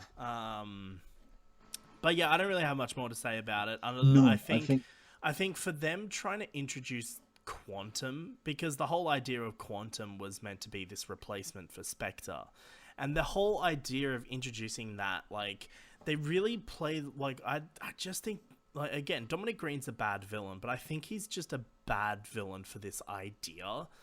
Like, I mean, you could definitely, I reckon, tie quantum into the Skyfall storyline in a way. Like, I think that could work, but in this storyline it's just odd.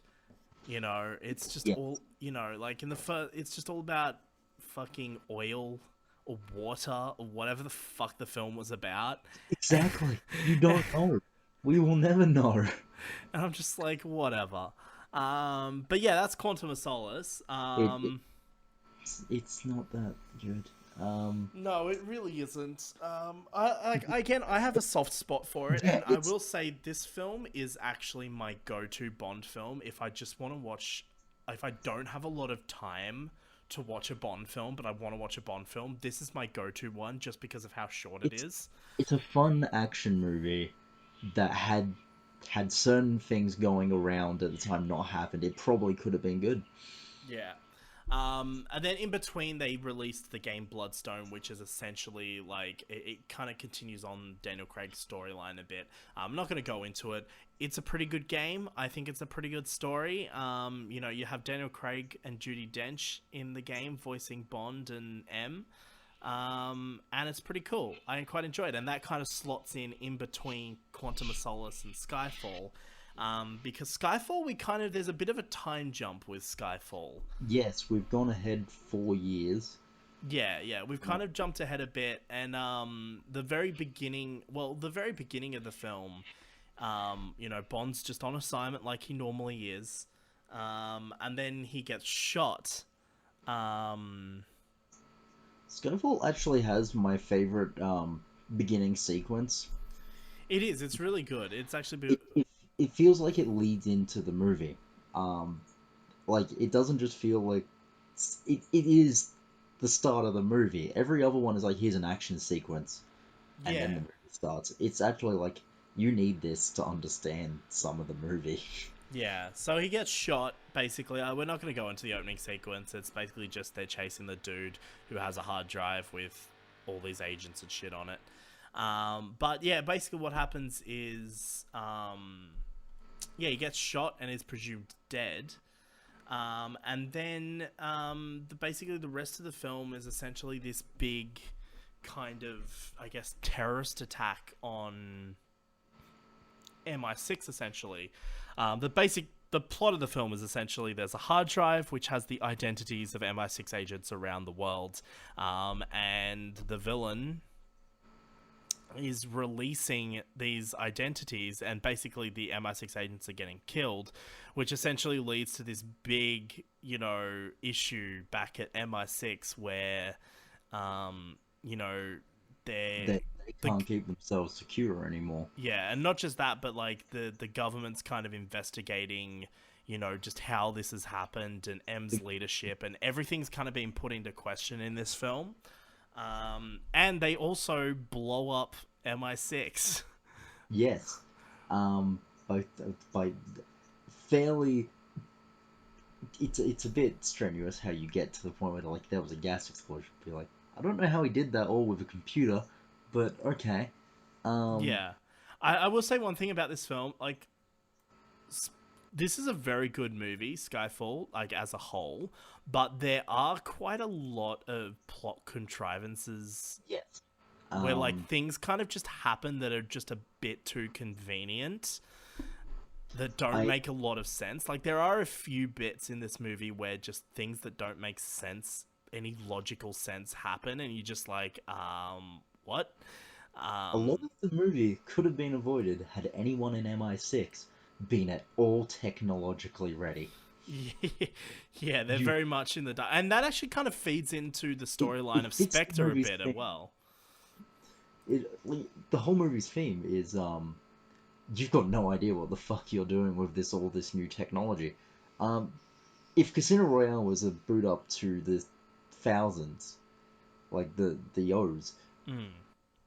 it's very much another kind of soft reboot Yeah, yeah, into the tens because a lot has changed in the past 20 years, more so I would say than between the 90s and the early 2000s.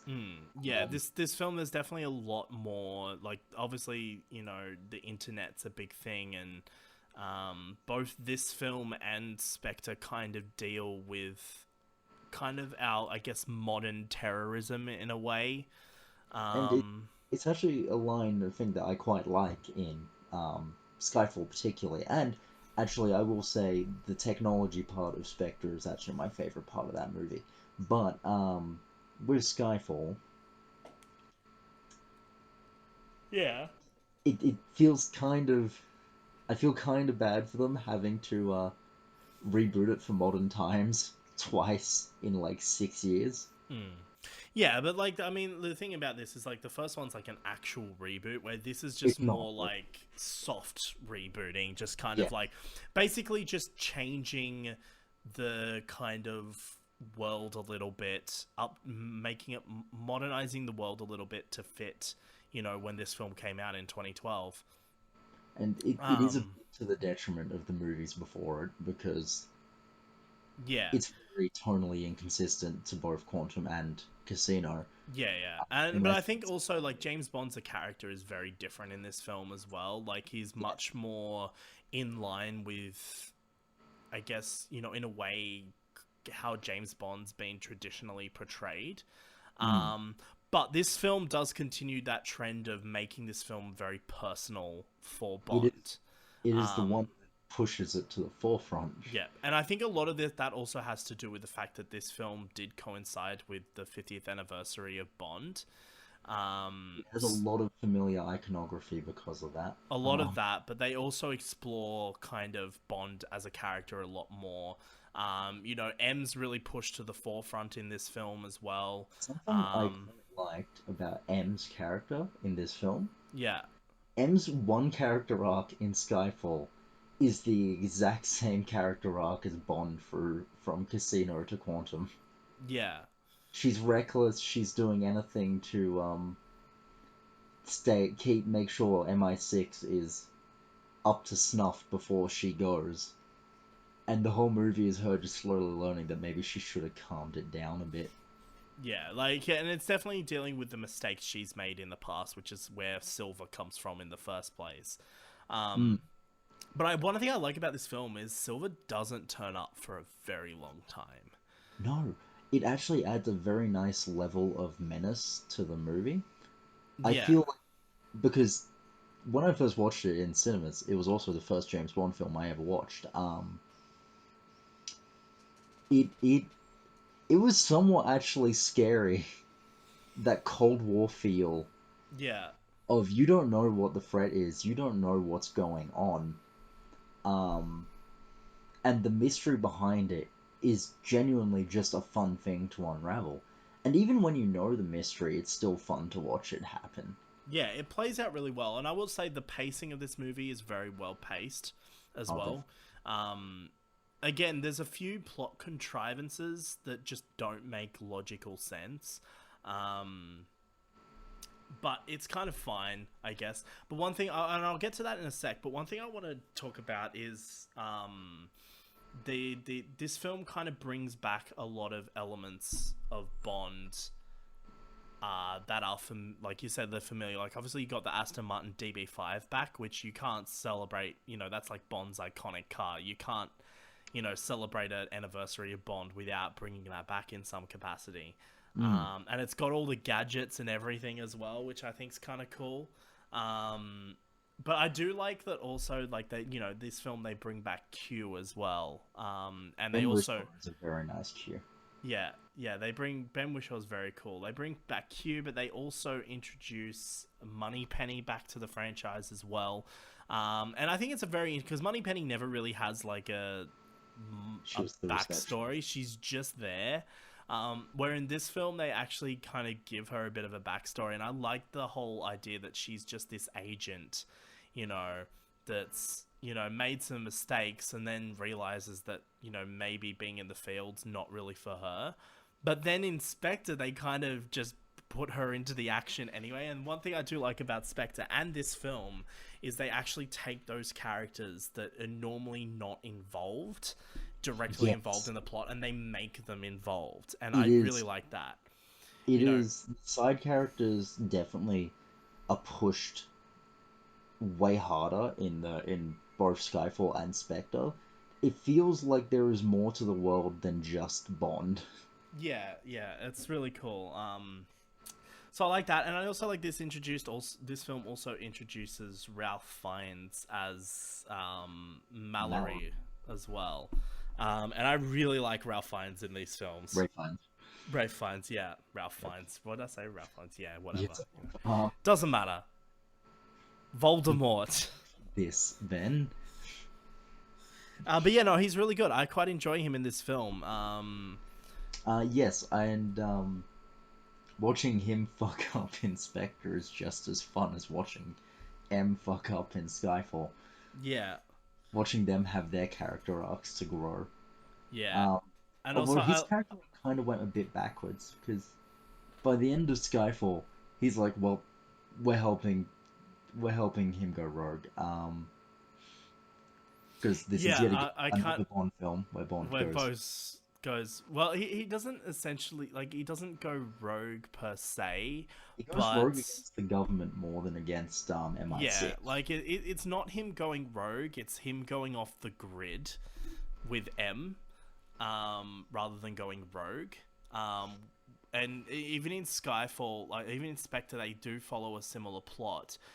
Like, because in Spectre, he's like, and this is actually something I completely forgot about in the plot of that film, but last night when I was rewatching it, I didn't realize that basically the entirety of the Spectre plot, he's rogue.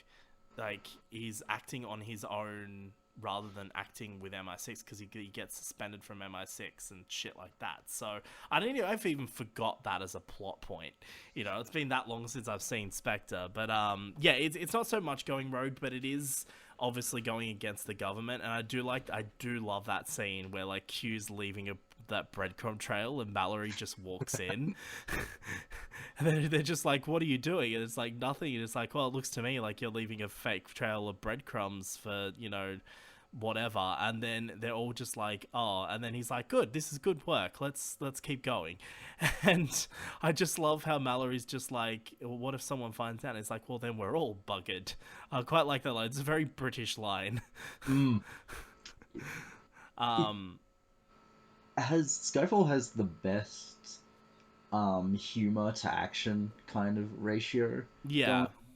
I find that it's not too quippy, but it knows when to be serious and when to have the quips. Something that I cannot say for Spectre. Yeah, definitely. But yeah, then we've got our two Bond girls, this film, who, again, this kind of goes against the grain a little bit. We have, what's her fucking name? Severine, who is like Silver's mistress, who got saved by him. Yeah, so he's the one. She's the one that she's obviously the Bond girl victim of this film. But then also Moneypenny is also the main Bond girl, and I think that's kind of interesting because obviously they don't reveal she's Moneypenny until the end. But I think it's interesting to have introduce her that way, is actually make her the Bond girl, and it kind of continues with the trend of the Craig films, where the Bond girls are like these. They're not just the Bond girl; they're like actually tough, like agents who can look after themselves and like absolutely kick ass, which is completely different compared to the Bond girls of like the 70s and that. Where like they put them in a bikini for no real reason. I'm talking about the Man with the Golden Gun here. The Bond girl of that film is like, I don't think she's an MI6 agent. I'm not really too sure.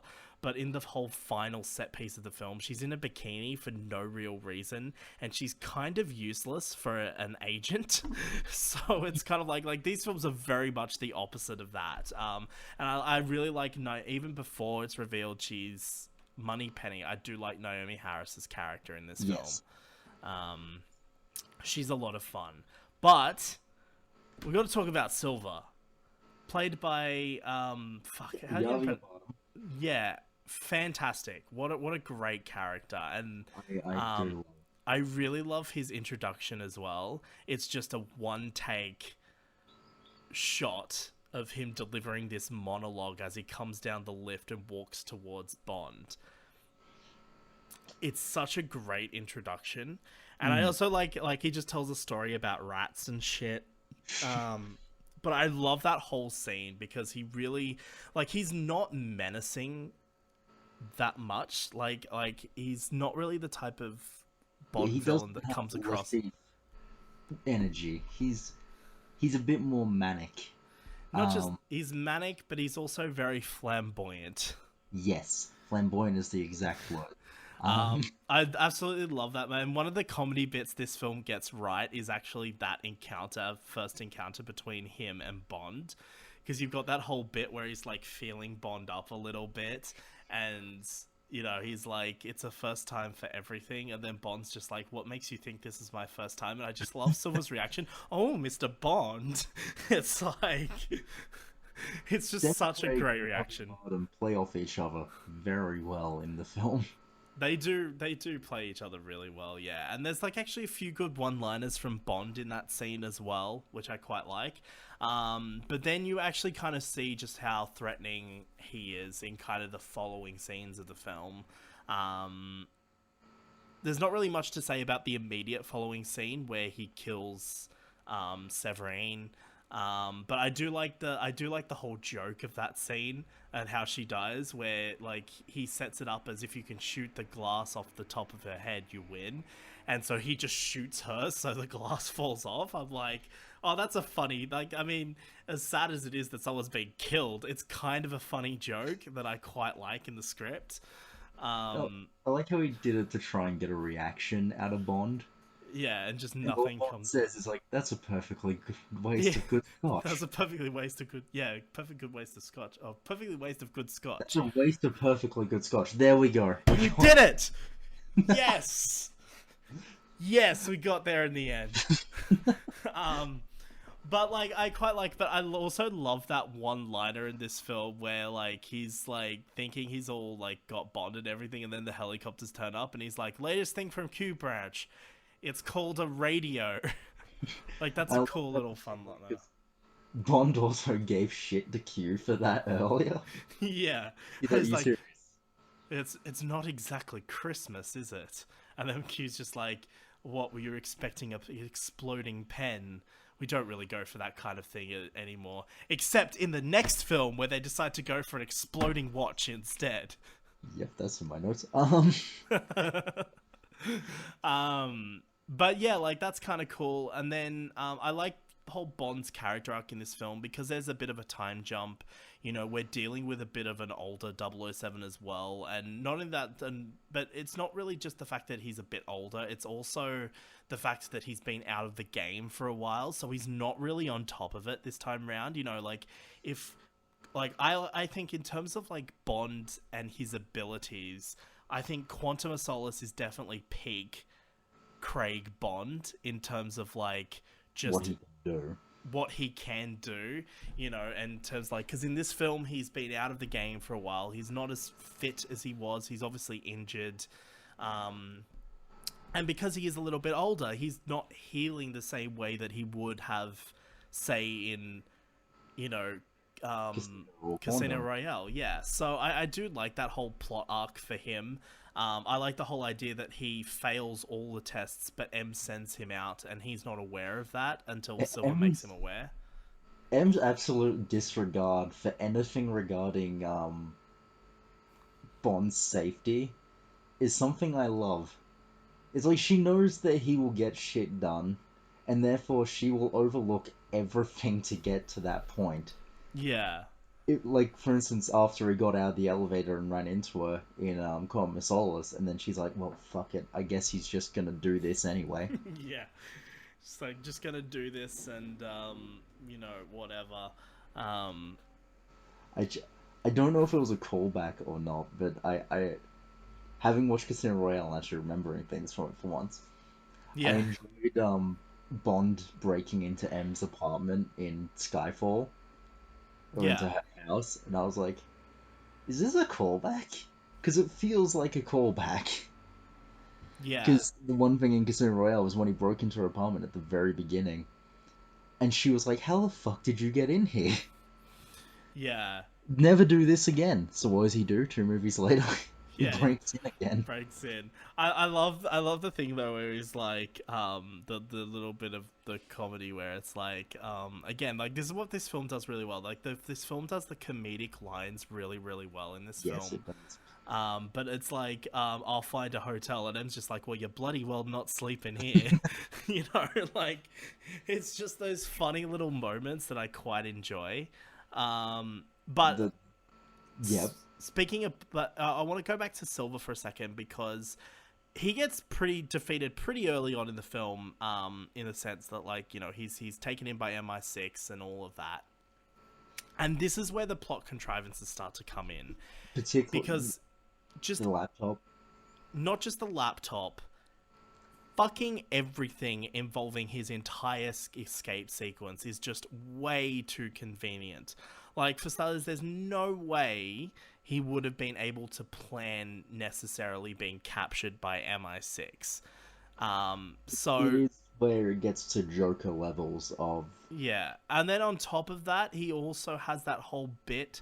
I'm not going to go through the whole sequence, but basically what happens is he's captured by MI6. I really do actually like that moment where it's him and M talking, and he like reveals how like the main backstory and why he's doing what he's doing, and then he also like there's that moment where he takes out his like dentures, and you just see the eye what the droop acid. and everything. Yeah. Going, that Um, was good. Actually, that's something I want to point out quickly in regards to, and I was going to leave this to the end, but I might as well bring it up here, is Casino Royale and Quantum of Solace don't really have a reliance on CGI. More specifically, Casino Royale. Like, Casino Royale is pretty much a very practical film. Um, like, even the end, like to everything where when Bond and the Free Runner are fighting on the cranes, obviously they're not on the crane, but they are physically when they're shooting that scene, they are physically on a crane that's obviously lower to the ground. Yeah.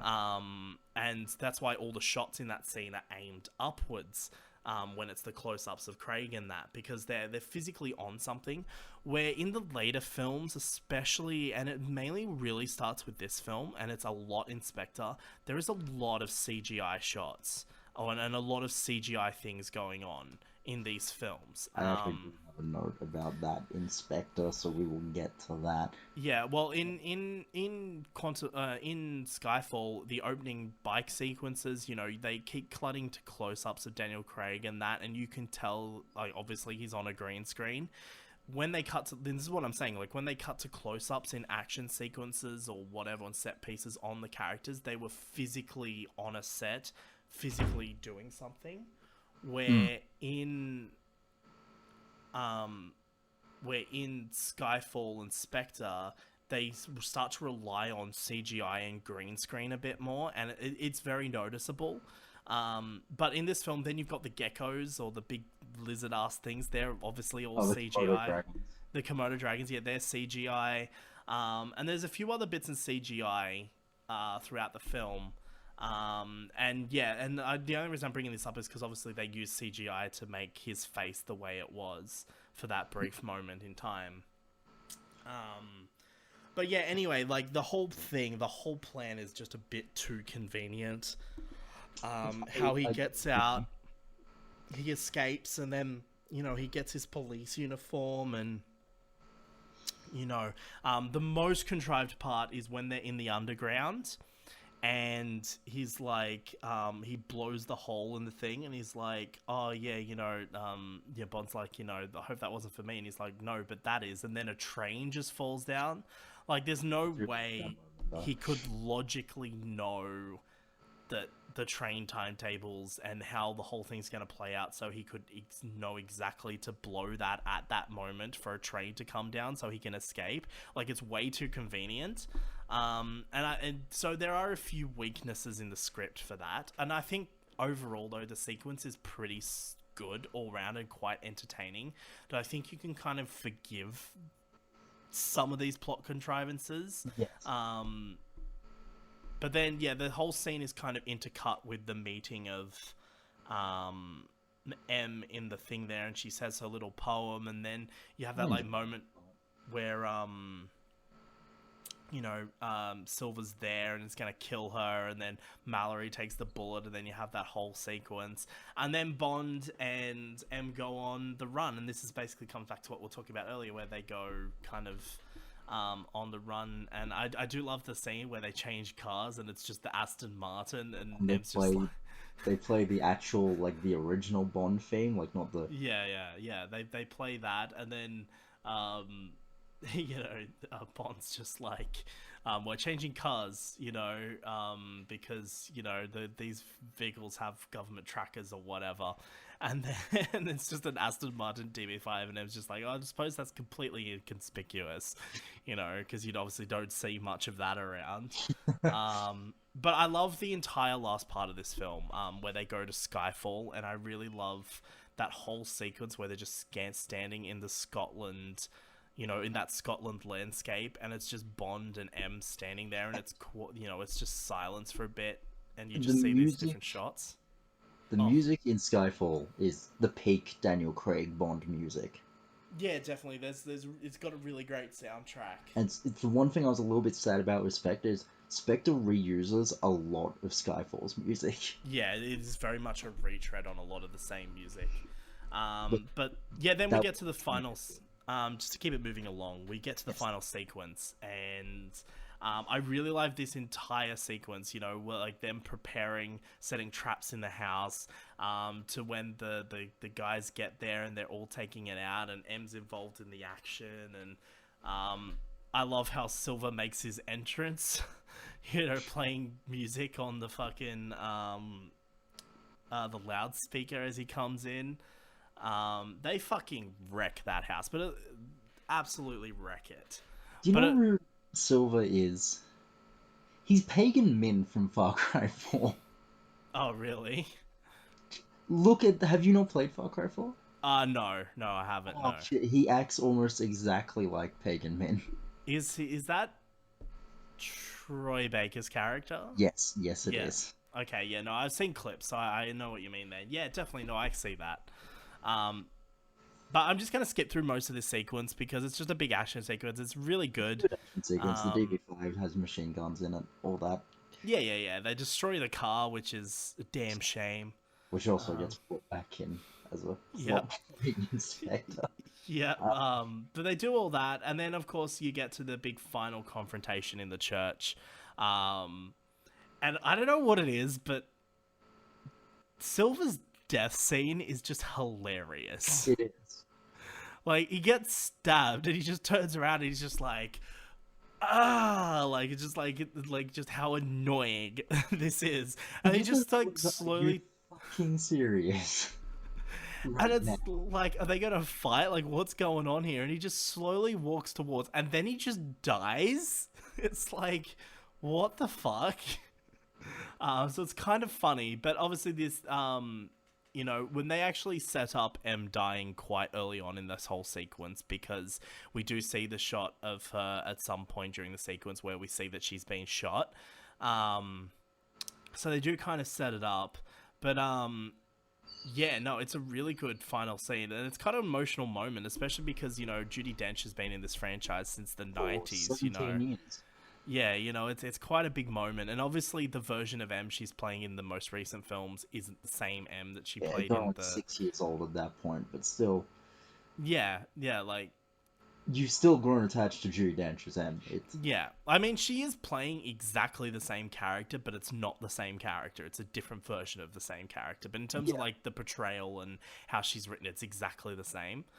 But yeah, like Judi Dench was such an iconic part of this franchise for the like '90s and 2000s. So it's kind of an emotional moment to have her leave until they decided to bring Judi Dench back in the next film to record a little bit.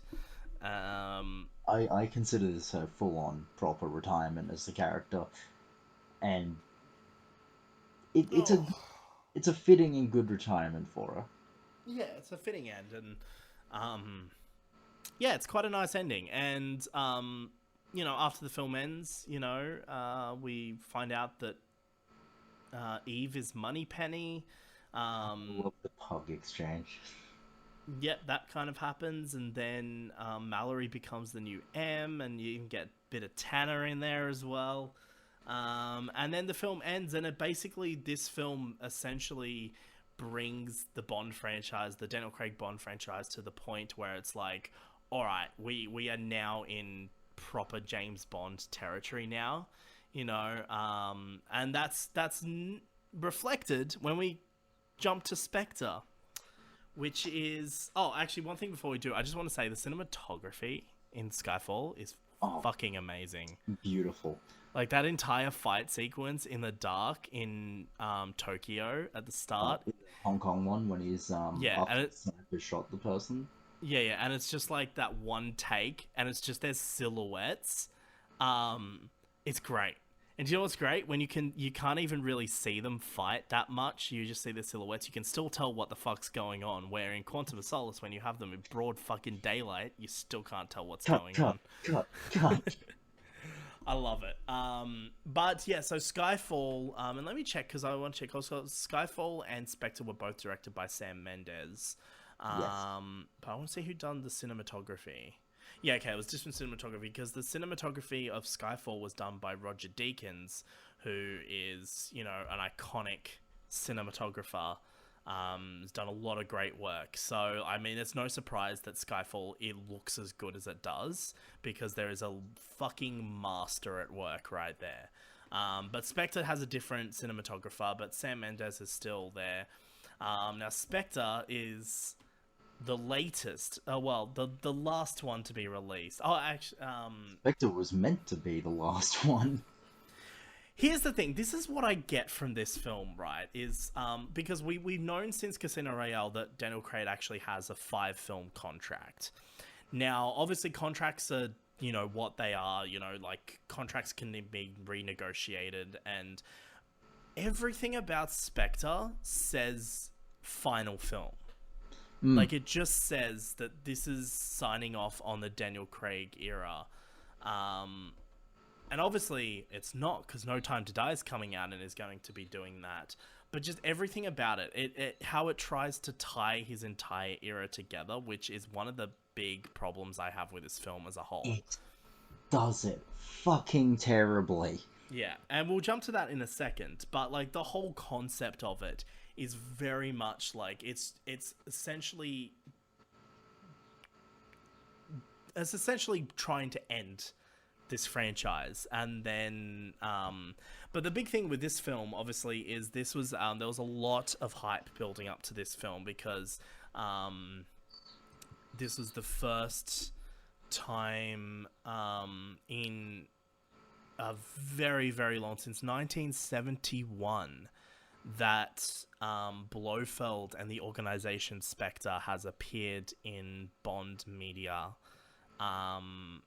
because again, to do with Thunderball and all of that. Now, there was briefly a character resembling Blofeld in 1981 in For Your Eyes Only, but it was never named or shown his face or anything like that. But this is the first time back because they got the rights back and that whole situation kind of sorted itself out. So they could finally bring Spectre back in, which is what they wanted to do in Quantum of Solace. Fun fact about Quantum of Solace, actually, I should have mentioned it. Even though the story is an original story, the actual title, Quantum of Solace, is actually from Ian Fleming book. Yes, it is. It's in For Your Eyes Only, actually. Nice. Because For Your Eyes Only is a bunch of short stories, and one of them is called Quantum of Solace. Story is not related to the film in any way whatsoever. They're two completely different things. But I thought that's kind of a fun little nod right there. Spectre also has another thing going for it. Mm. The remarkable thing about Skyfall is it grossed $1.1 billion. It did, yeah. It actually did, yeah. It is by no questionable amount the most popular James Bond film. Yeah, it's definitely the highest grossing one. So for a movie to come out after that... Yeah, so there was a lot of hype surrounding this film. You know, again, because people had watched Skyfall and, like, it was a big thing. Sam Mendes was returning for this film as well, so, you know, there was a bit of hype surrounding that. It has a decent cast, which is pretty good. You know, like Christoph Waltz, Leah Sado, you know, Dave Bautista, Monica Bellucci, you know, like, obviously the cast from... Skyfall is back, and also I completely forgot that he was in this film, but Andrew Scott, Moriarty himself, is in this film. I love him. Like, this film has a great cast, and with the whole potential of bringing back Spectre and Blofeld into the storyline, and I know they never once said, and they didn't say before the film came out that Christoph Waltz was playing Blofeld, but it was blindly obvious that that's what he was going to be playing. Because they kept saying that his character was Franz Oberhauser, which is obviously, you know, is Ernst Stavro Blofeld, and it's just it's really it's just a really good setup for a film, right? Like, everything was going for this film, and then it came out. Now, I don't think this film's actually bad. A lot of people didn't like this film because it was very much a formulaic Bond film, and yes, it is. It is very much a traditional by the books Bond movie until you get to the third act. Yeah. And so it's not as exciting as, say, Skyfall or Casino Royale is, right? It's the first Bond film out of Craig's where I felt it was more of the same. Yeah, it was just a bit more James Bond, really. Like, you know, and like, there's nothing wrong with that, but I guess when you're telling us, or when the movie in no uncertain terms explains to us that this is the final one, and like I said, you followed up on the most popular one in the series, you want to be good. You don't want to be more of the same. Yeah, you don't want to be average. I think that's how you can describe the film. It's just average. Yeah. Like, it's not bad. It's not good. It's just kind of there. It's fine. It does its job. It has its purpose. And I think this film, like I said, I think it's decent for the most part. There's some really good action sequences in this film. Again, like with Skyfall, you know, the MI6 crew are very much at the forefront of this film and very heavily involved. Even more so than in Skyfall, and yeah, they are. And you've also got we've got a henchman back again in this film. I love Dave Bautista as his Jaws-esque character. Yeah. His character's name is Mr. Hinks. But you've got that James Bond henchman kind of thing, and obviously Blofeld is a very big presence throughout the film. Obviously, he's not mainly in it until kind of the last half of it, but for the first part of it, you know, Spectre as an organization is this whole thing. I like that they bring back Mr. White and then tie in Quantum into it. I actually don't mind that idea itself of Quantum just kind of being this offshoot of Spectre in a way. I just hate how they tied Blofeld into everything at the end of the film, which we'll get to in a sec. But this film also reintroduces the love plot idea of for Bond, which isn't as believable in this film, I don't think, No. as it is with Vesper Lind. It kicks up in like the middle of the movie out of Yeah, fucking nowhere. yeah, it just kind of comes out of nowhere. Like, I do think Leia Sado and Daniel Craig actually have some really great chemistry.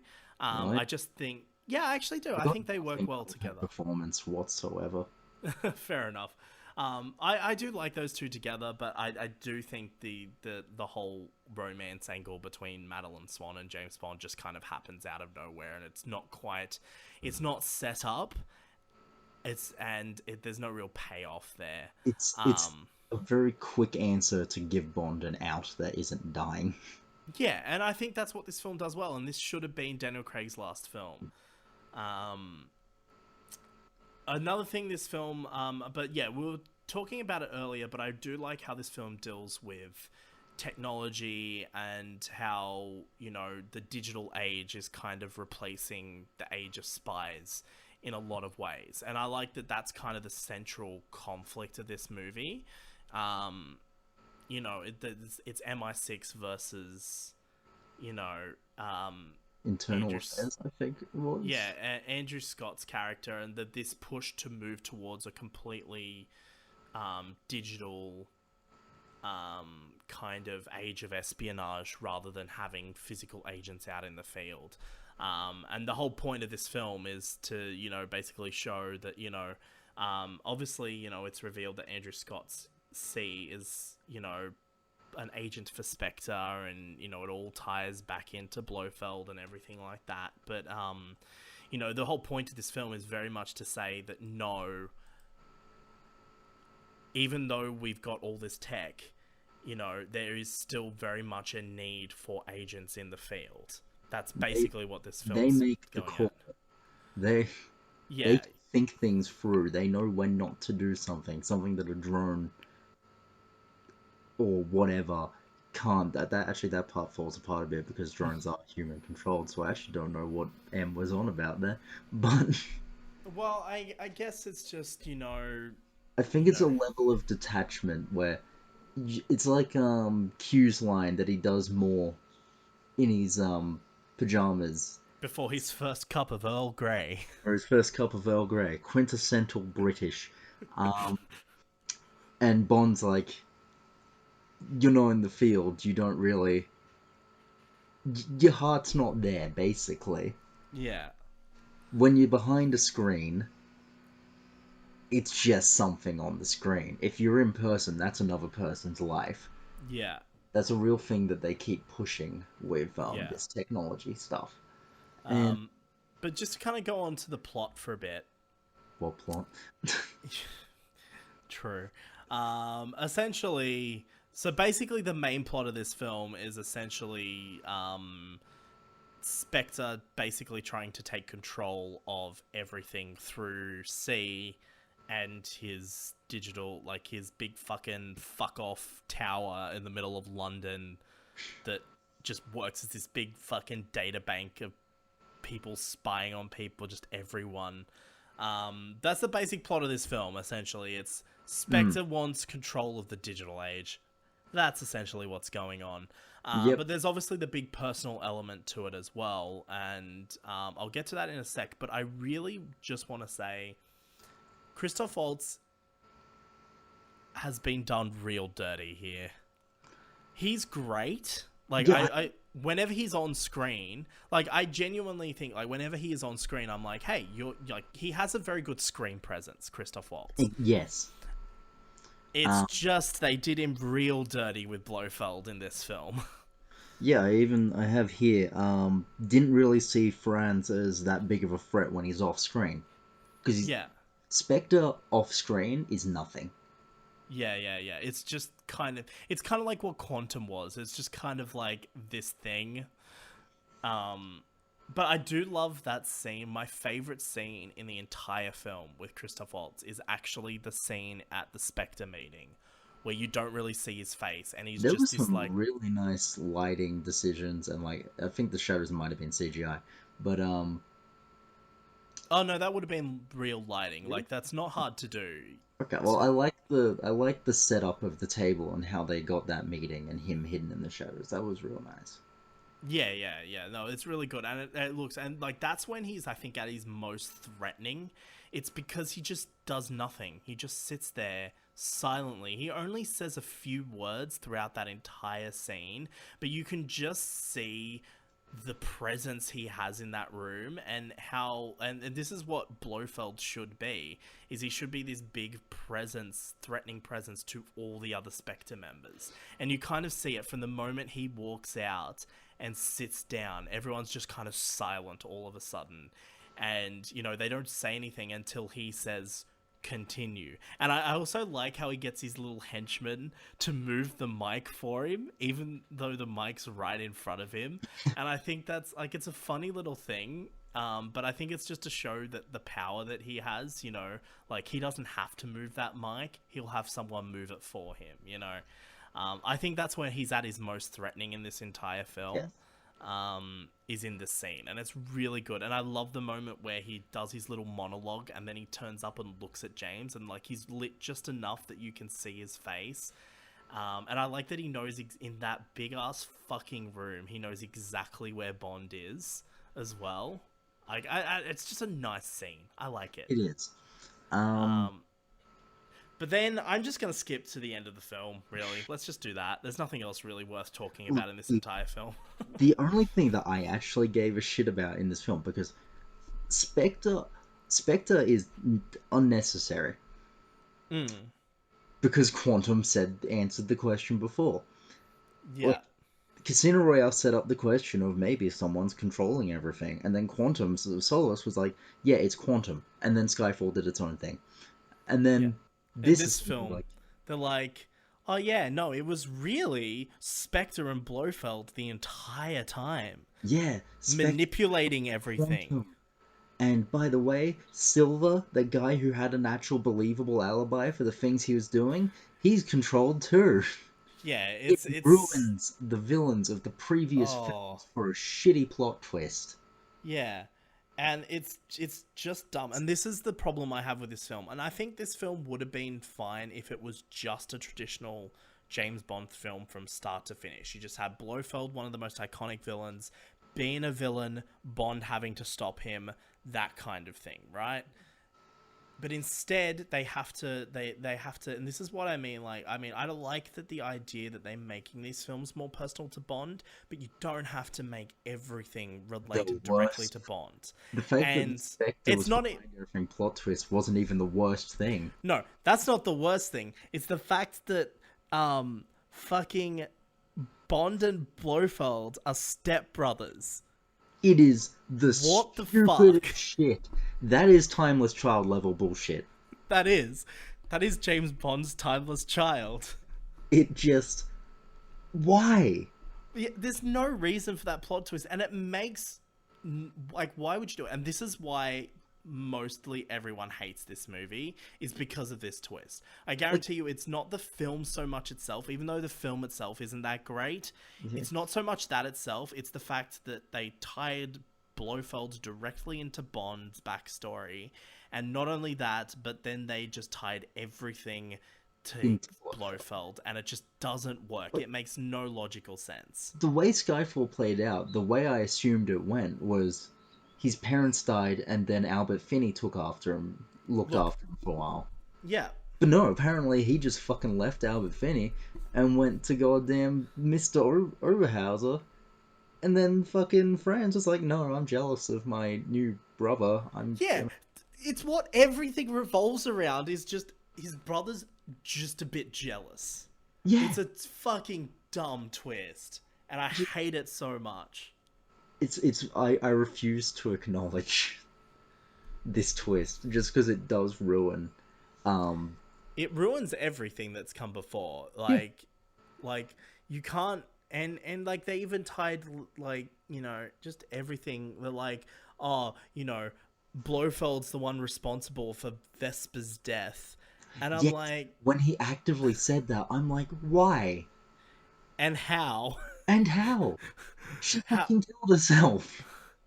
She Like, drowned herself. We all saw it happen. oh, it's that, and then there's like that line, and like, look, this line sounds great in a trailer, but in the film, it just sounds so dumb and silly after this plot twist. But it's the line where he's like, "It's me, I'm the author of all your pain." Like, that's a great trailer line, and it was in the trailers. It was in every one of those Yes, it fucking was. trailers.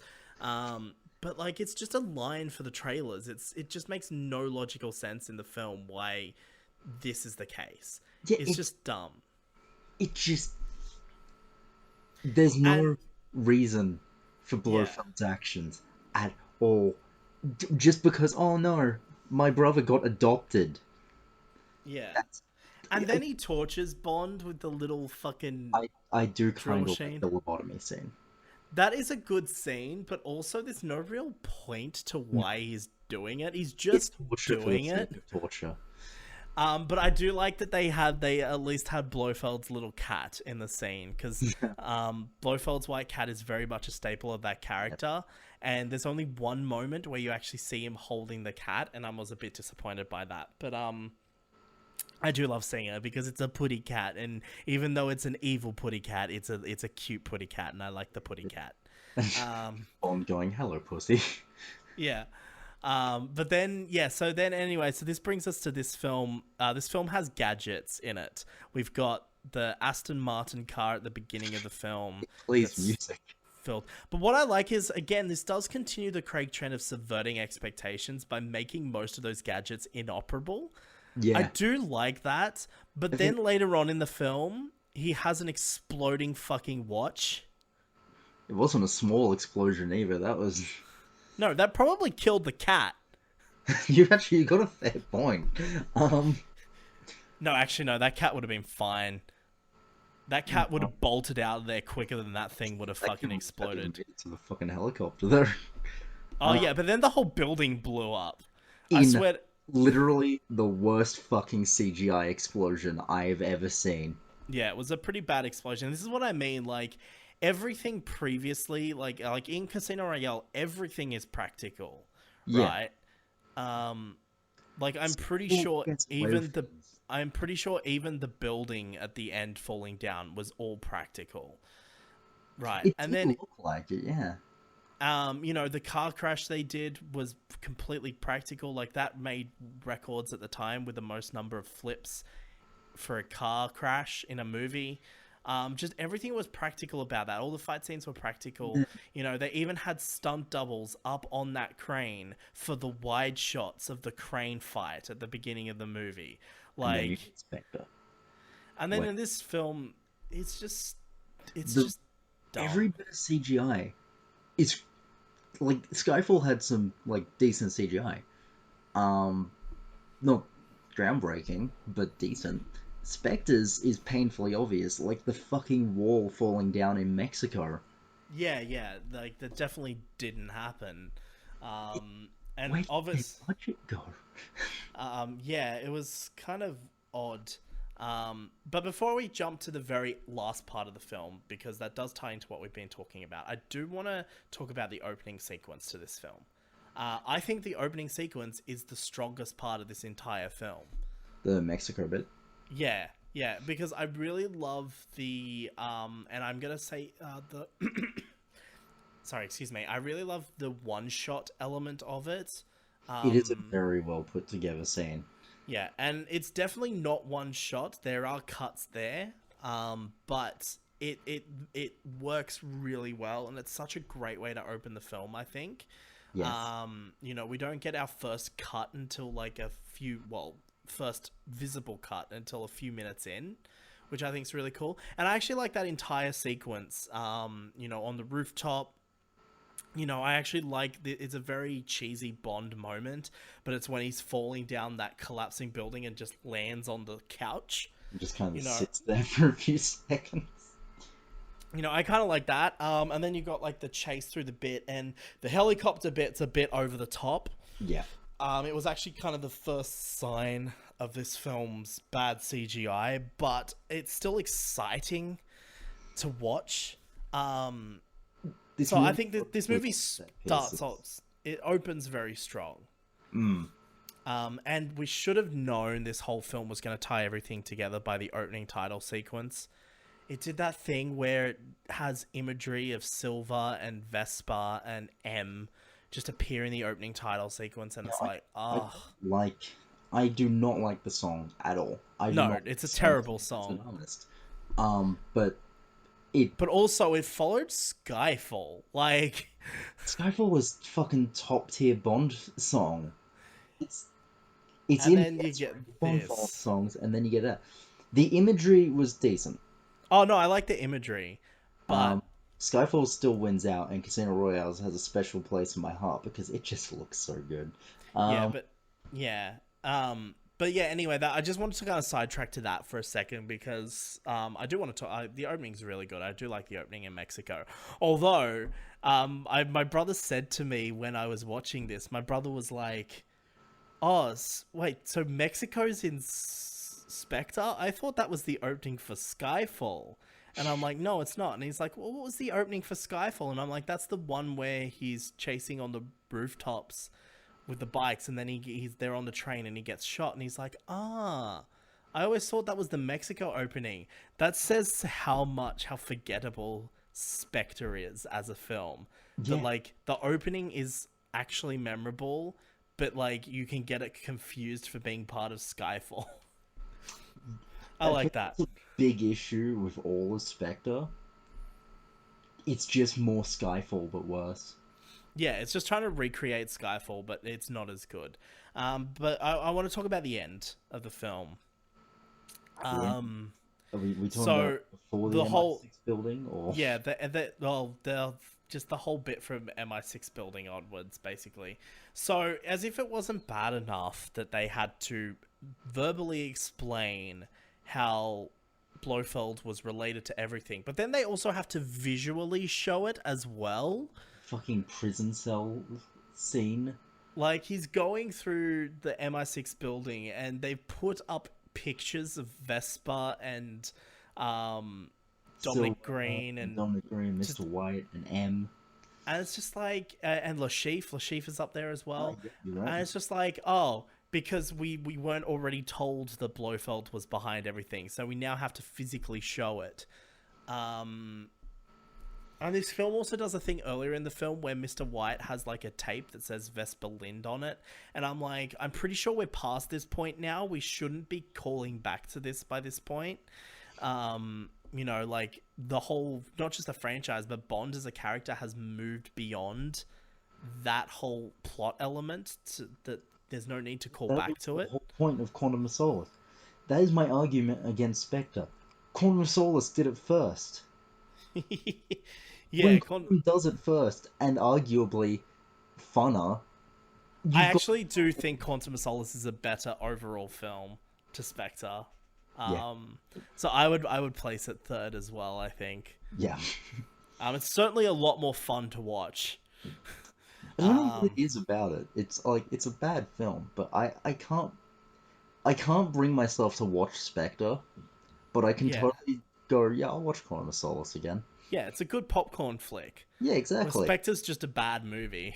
Yeah. Um, and again, there's a lot to like in Spectre. Like, I don't think this film is bad for the most part. I think it's obviously following on from Skyfall, and it's obviously more traditional Bond movie for the most part that really doesn't hold up when you follow it with after Skyfall. Yeah. But what makes this movie bad is the third act and that whole twist and just everything about the end of this film. Even the final sequence of the film isn't as good as the other final sequences in other Bond movies. Like, And it's actually a pretty insane because weak final Quantum of Solace sequence. has a shit fucking final sequence. Casino Royale's it kind of feels tacked on. It's not a bad sequence, it just feels tacked on. Um, Skyfall's arguably got the best final sequence. Yeah. But, And like, I there's mean, this. yeah, and then there's this, and it's just Bond kind of walking around the MI6 building for a bit, and then he encounters Blofeld, and they're like, "Oh, look, Blofeld's got his iconic scar that he had in one film," and then they just ignored that scar for all of other Blofeld's appearances. He healed real fucking quick. That's like what, 2 hours Yeah, from it's not. It's base not. exploding. Yeah, I think it'd probably be a bit more because it did take them a little while to get there. So I think it's probably within a couple of Regardless, days. But he's on. even then, he's like, he's just chill. He's fine. And then there's that whole bit where he's like, "I'm gonna blow up MI6. I'm gonna, well, not blow it up, demolish it. I'm gonna demolish MI6, and you have a choice. You can come after me, or you can go save Madeline." And Bond's just like, "Fucking what?" MI6 is a massive place. Like, I just find it so unbelievable that Bond's first instinct is to go to M's old office, what remains, and To be fair, with how fucking melodramatic Blofeld is, I can see why. yeah. Oh man, I guess he does have the helicopter with the torchlight pointing to that very spot. But I do like there's like a brief moment where you have Bond wasting all that time going through the MI6 building trying to find it only to get to that room. And then there's like a brief moment where you realize, oh, maybe she's not here and it was a bluff. And now Bond's kind of like got run out of time and all of that. But then, of course, then you have the off-screen screaming, and then you get to that room, and she's fucking tied up in all of she's like attached to the whole bomb thing as well, and she's like tied up, and I'm like, Bond just detaches her so quickly. I'm like, with the amount she was tied up, there is no way in the 40 seconds you had spare you would have been able to untie her, run to the room where you could get the boat, because let's be honest, like, yes, even though they took that shortcut jumping down the fucking building to land on the net, even then, there wouldn't have been enough time to completely unattach her from everything, get down to the bottom, get to the boat, and get out. And then, so yeah, that whole fucking bullshit sequence has happened. They get on the boat, And then we have to have this lame boat chase. lame Like him just- chasing. and then the most unbelievable fucking shot of the movie of him shooting the fucking pistol Yeah. into just the right place, and you're like, fuck off with Yeah. this shit. And I love how, like, he's shooting that thing and Blofeld doesn't even notice the entire time. It's only when he shoots, like, near the window before he does that final shot that Blofeld's like, ah, we're being shot at. You know, like, the whole time he's just sitting there like he has no idea it's happening. And I'm like, this is a bit silly. And then the helicopter crashes, which is fine, I guess. But then you have that whole bit where like Blofeld's crawling out and Bond just walks up to him, and I actually don't mind that moment. No, the I think it's bridge actually scene is good. actually alright, and I did like Mallory fucking walking on, and the police officer's like, okay. Yeah. I actually, and we haven't talked about the whole B plot of the film with Mallory B plot is my favorite plot of the film. going up. I mean, B plot is arguably the plot of the film. But Mallory going up against C was fucking great. Like, I just love how, you know, he's just like, now we know what M stands for, moron. And it's just like, C's like, yeah, and now we know what C stands for. And there's just that pause. It's like, And you're like, yeah. you think he's going to say, what he means is he means Oh, fucking cunt. Yeah, And then he's just like, careless. And I will say, C's death is hilarious. Like, it's entirely his own fault he died. yeah. I just love it. Like, he's just like, he loses his balance, and I love that whole moment where he hasn't fallen yet, but he's in the process of like losing his balance, and you just see his face and then he falls. It's great. It's good stuff. It's quality content. I'm quite on board with that. I'm just not on board with what else is going on. The whole movie, I was far more invested in watching MI6 try and get Yeah. past this whole security thing over Bond and fucking Blofeld. I was like, I don't give a shit about the Spectre plot.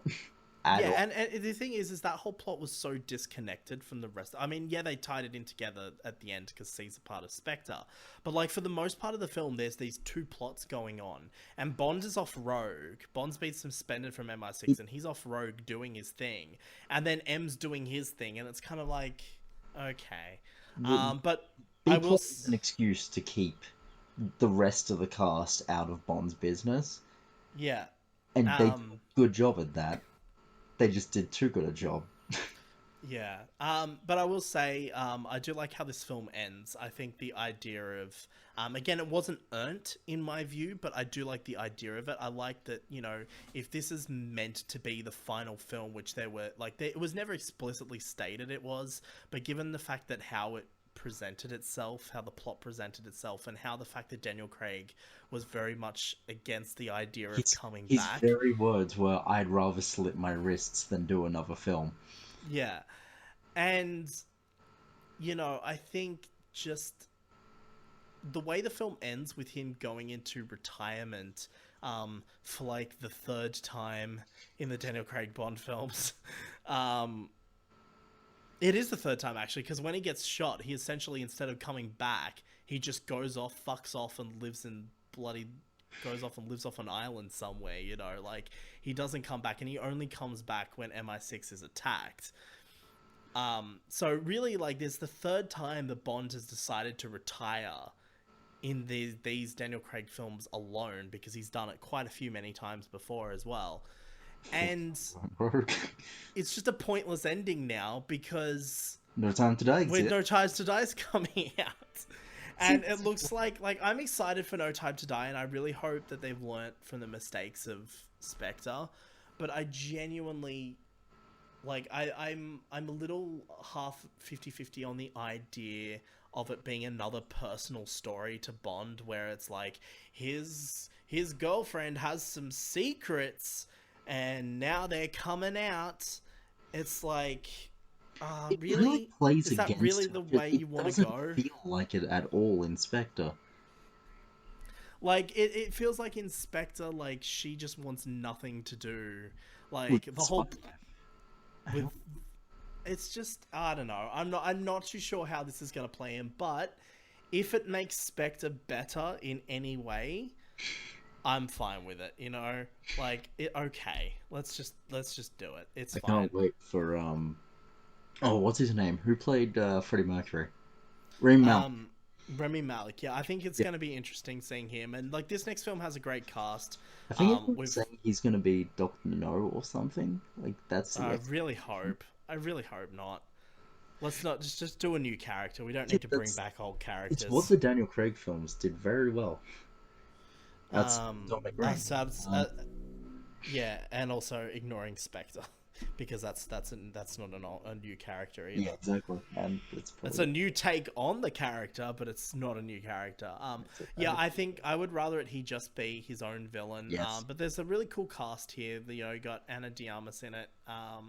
A lot of the returning cast is back. Well, Leah Sado's back, and I think this will be genuinely. I think No Time to Die is going to be hopefully it looks really good, but then Spectre looks really good in trailers as Yes. well. So, Yes. you know, it's kind of one of those things. But that's coming I'm out till okay. April. I'm calling the ending now.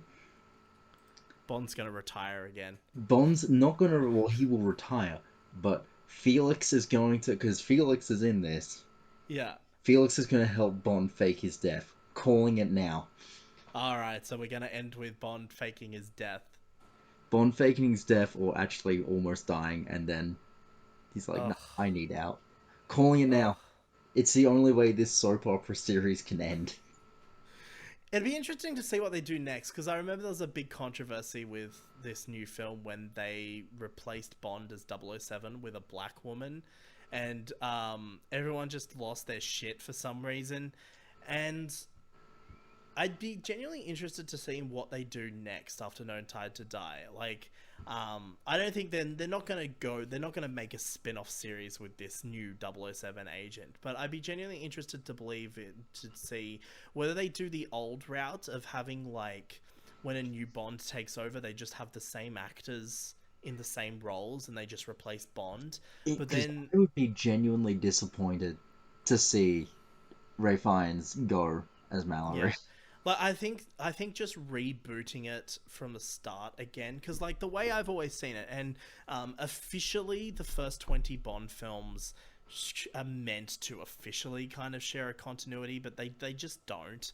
Yeah, But the way I've always seen it is each Bond actor is its own continuity, up until the Daniel Craig era, those first 20 films, and just the same events of each film happened to each Bond, because there's a lot of callbacks to films in each of those Bond movies. Like On Her Majesty's Secret Service calls back to Sean Connery films, and all sorts of things happen. So the way I've always seen it is all of those adventures have played out to each different version of Bond. It's just it's a different continuity, yeah, and we're just seeing Bond at a different point, because like it doesn't make sense for Bond to be active from the 60s all the way through to the 90s, yeah.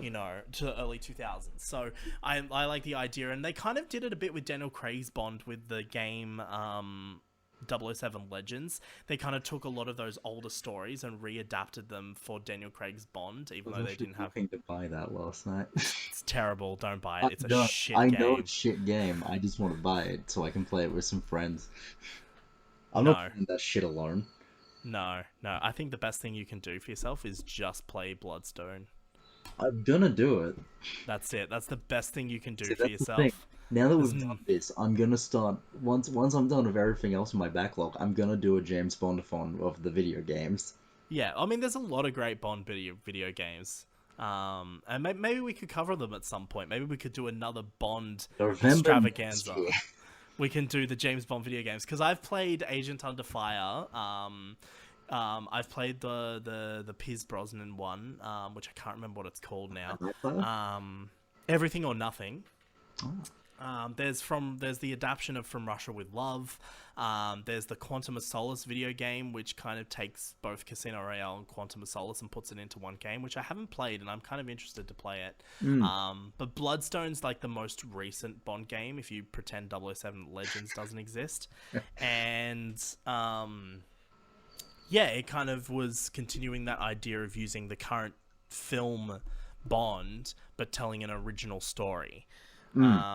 Which is what they did with Everything or Nothing with Pierce Brosnan. And before that, though, they didn't really use Pierce Brosnan's Bond. They just had... The video games just had their own Bond. If they weren't directly adapting one of the films in the PS1 era and 90s, they were telling an original story with their own version of Bond. Until Everything or Nothing, and they're good games, so maybe we could cover them at some point. I don't know, we'll see what happens. We'll see how devoid of content we are next year. And if you're going to play them, then we might as well. It'll be something to do. It'll be Yeah, fun. who knows, we'll see. But just an overall of the Daniel Craig era. It's very much an era of hits and misses.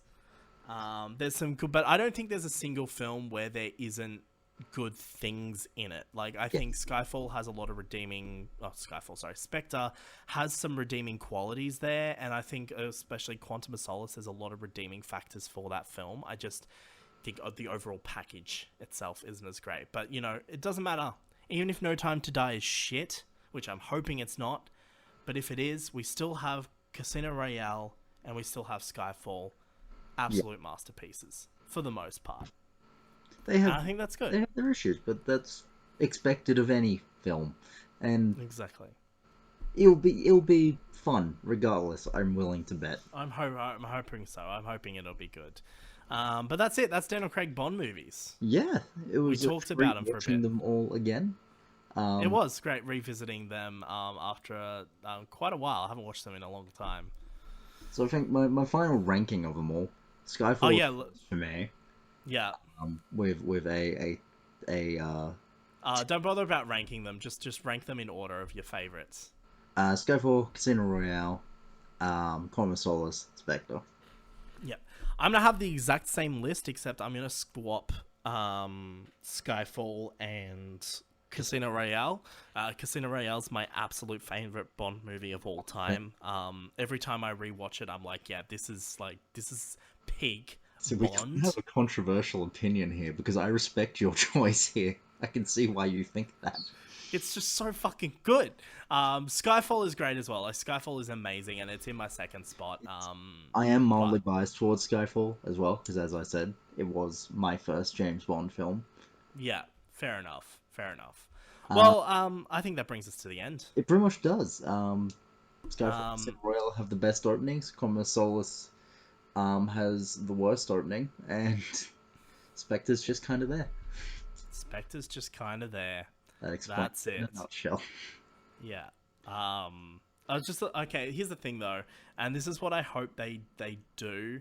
I hope they don't chuck a Rise of Skywalker and be like, next film be like, ha lol, jokes. What we revealed in the last film was just not true. Like I think, if now that they, even though it's a terrible reveal, they have to stick with it for this film. Especially Just stick this with it. is the It's final. done now. It's done is done. You can always retcon it later on when you have a new Bond, and you can always, you could even bring Christoph Waltz back if he wants to, but you could always make it a different version of the character. It's fine. But for Bond's now, not going just stick with anywhere. it. Don't chuck it. Don't chuck a Rise of Skywalker and like just completely backtrack on everything that came before. Like just do it. It's fine. That's what I say. That's what I hope. My fingers are crossed Let's that we get a good movie. Fine. But anyway, that comes out in April, so it's a few months away. So we've got a few months to kind of wait it out, and then we'll definitely cover that when that rolls around in April, assuming it still comes out in April. And we don't get to April, and they're like, we're going to delay it till November again. Please no. Yeah. But that brings us to the end of our Craig Bond-A-Thon. Yes. And we're moving, and yeah, this is... our next episode will be out probably around mid-December, and it's going to be our final episode for the year. And we have a jam-packed episode, Lewin, a jam-packed episode. We've got a lot going on in our final episode. You and I are both going to be covering our own kind of topics, but we're going to get kind of a bit of coverage in there. We were hoping to do some Cyberpunk first impressions, but that game doesn't seem like it'll be out in time for us to do it. Present. So we'll just do Cyberpunk next year, first episode back.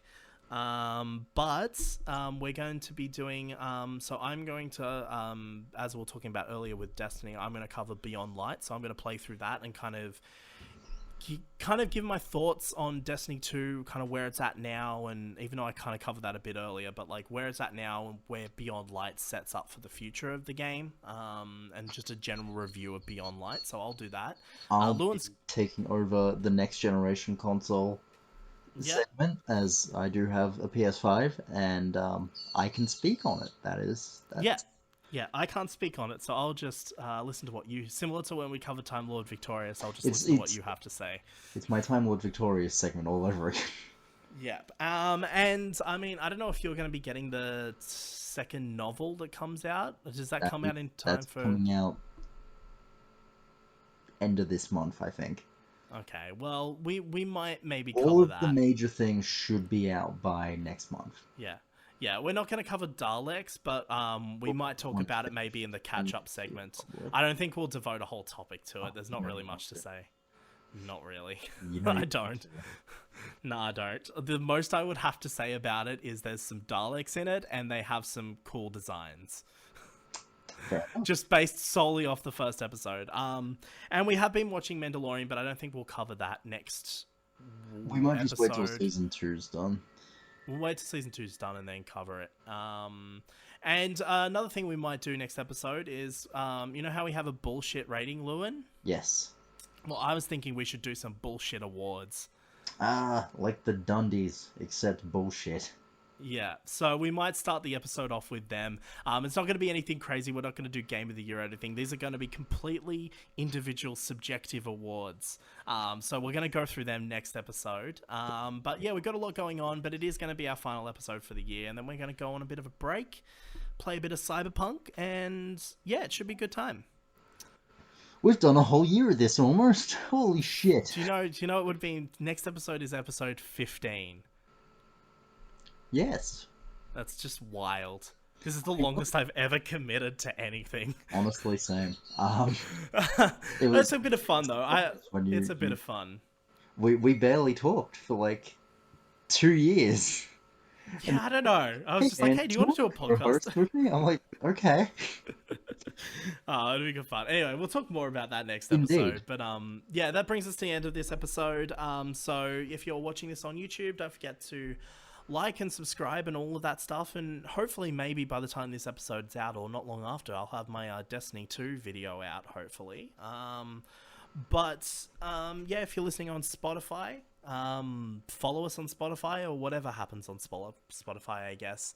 And I'm hoping by the time when we relaunch next year, I'll also have the podcast out on like other platforms like the iTunes Store and Google Play and all that kind of stuff. So we'll see what happens then. But yeah, if you are watching this on YouTube and you want to listen to it on the go, you can by going to Spotify. You don't need to pay for that YouTube Red subscription. Fuck that shit. Go listen to us on Spotify. You can listen to us whenever you like then. But yeah, that's pretty much it for this episode, I think. Follow us on all the socials. Everything's normal down in the description below. Yeah, We'll take catch us you out. next time. I have nothing more to say. Yes, fair enough. I think we've said that all is to be said. Everyone, have yourself a lovely end of November, and we will catch you just before Christmas. Enjoy your next-gen consoles. Enjoy your Cyberpunk when that comes out, because we definitely won't be covering it. And we'll see you guys in a few weeks' time for our final episode. Absolutely. Alright, cool. Amigos. See yous.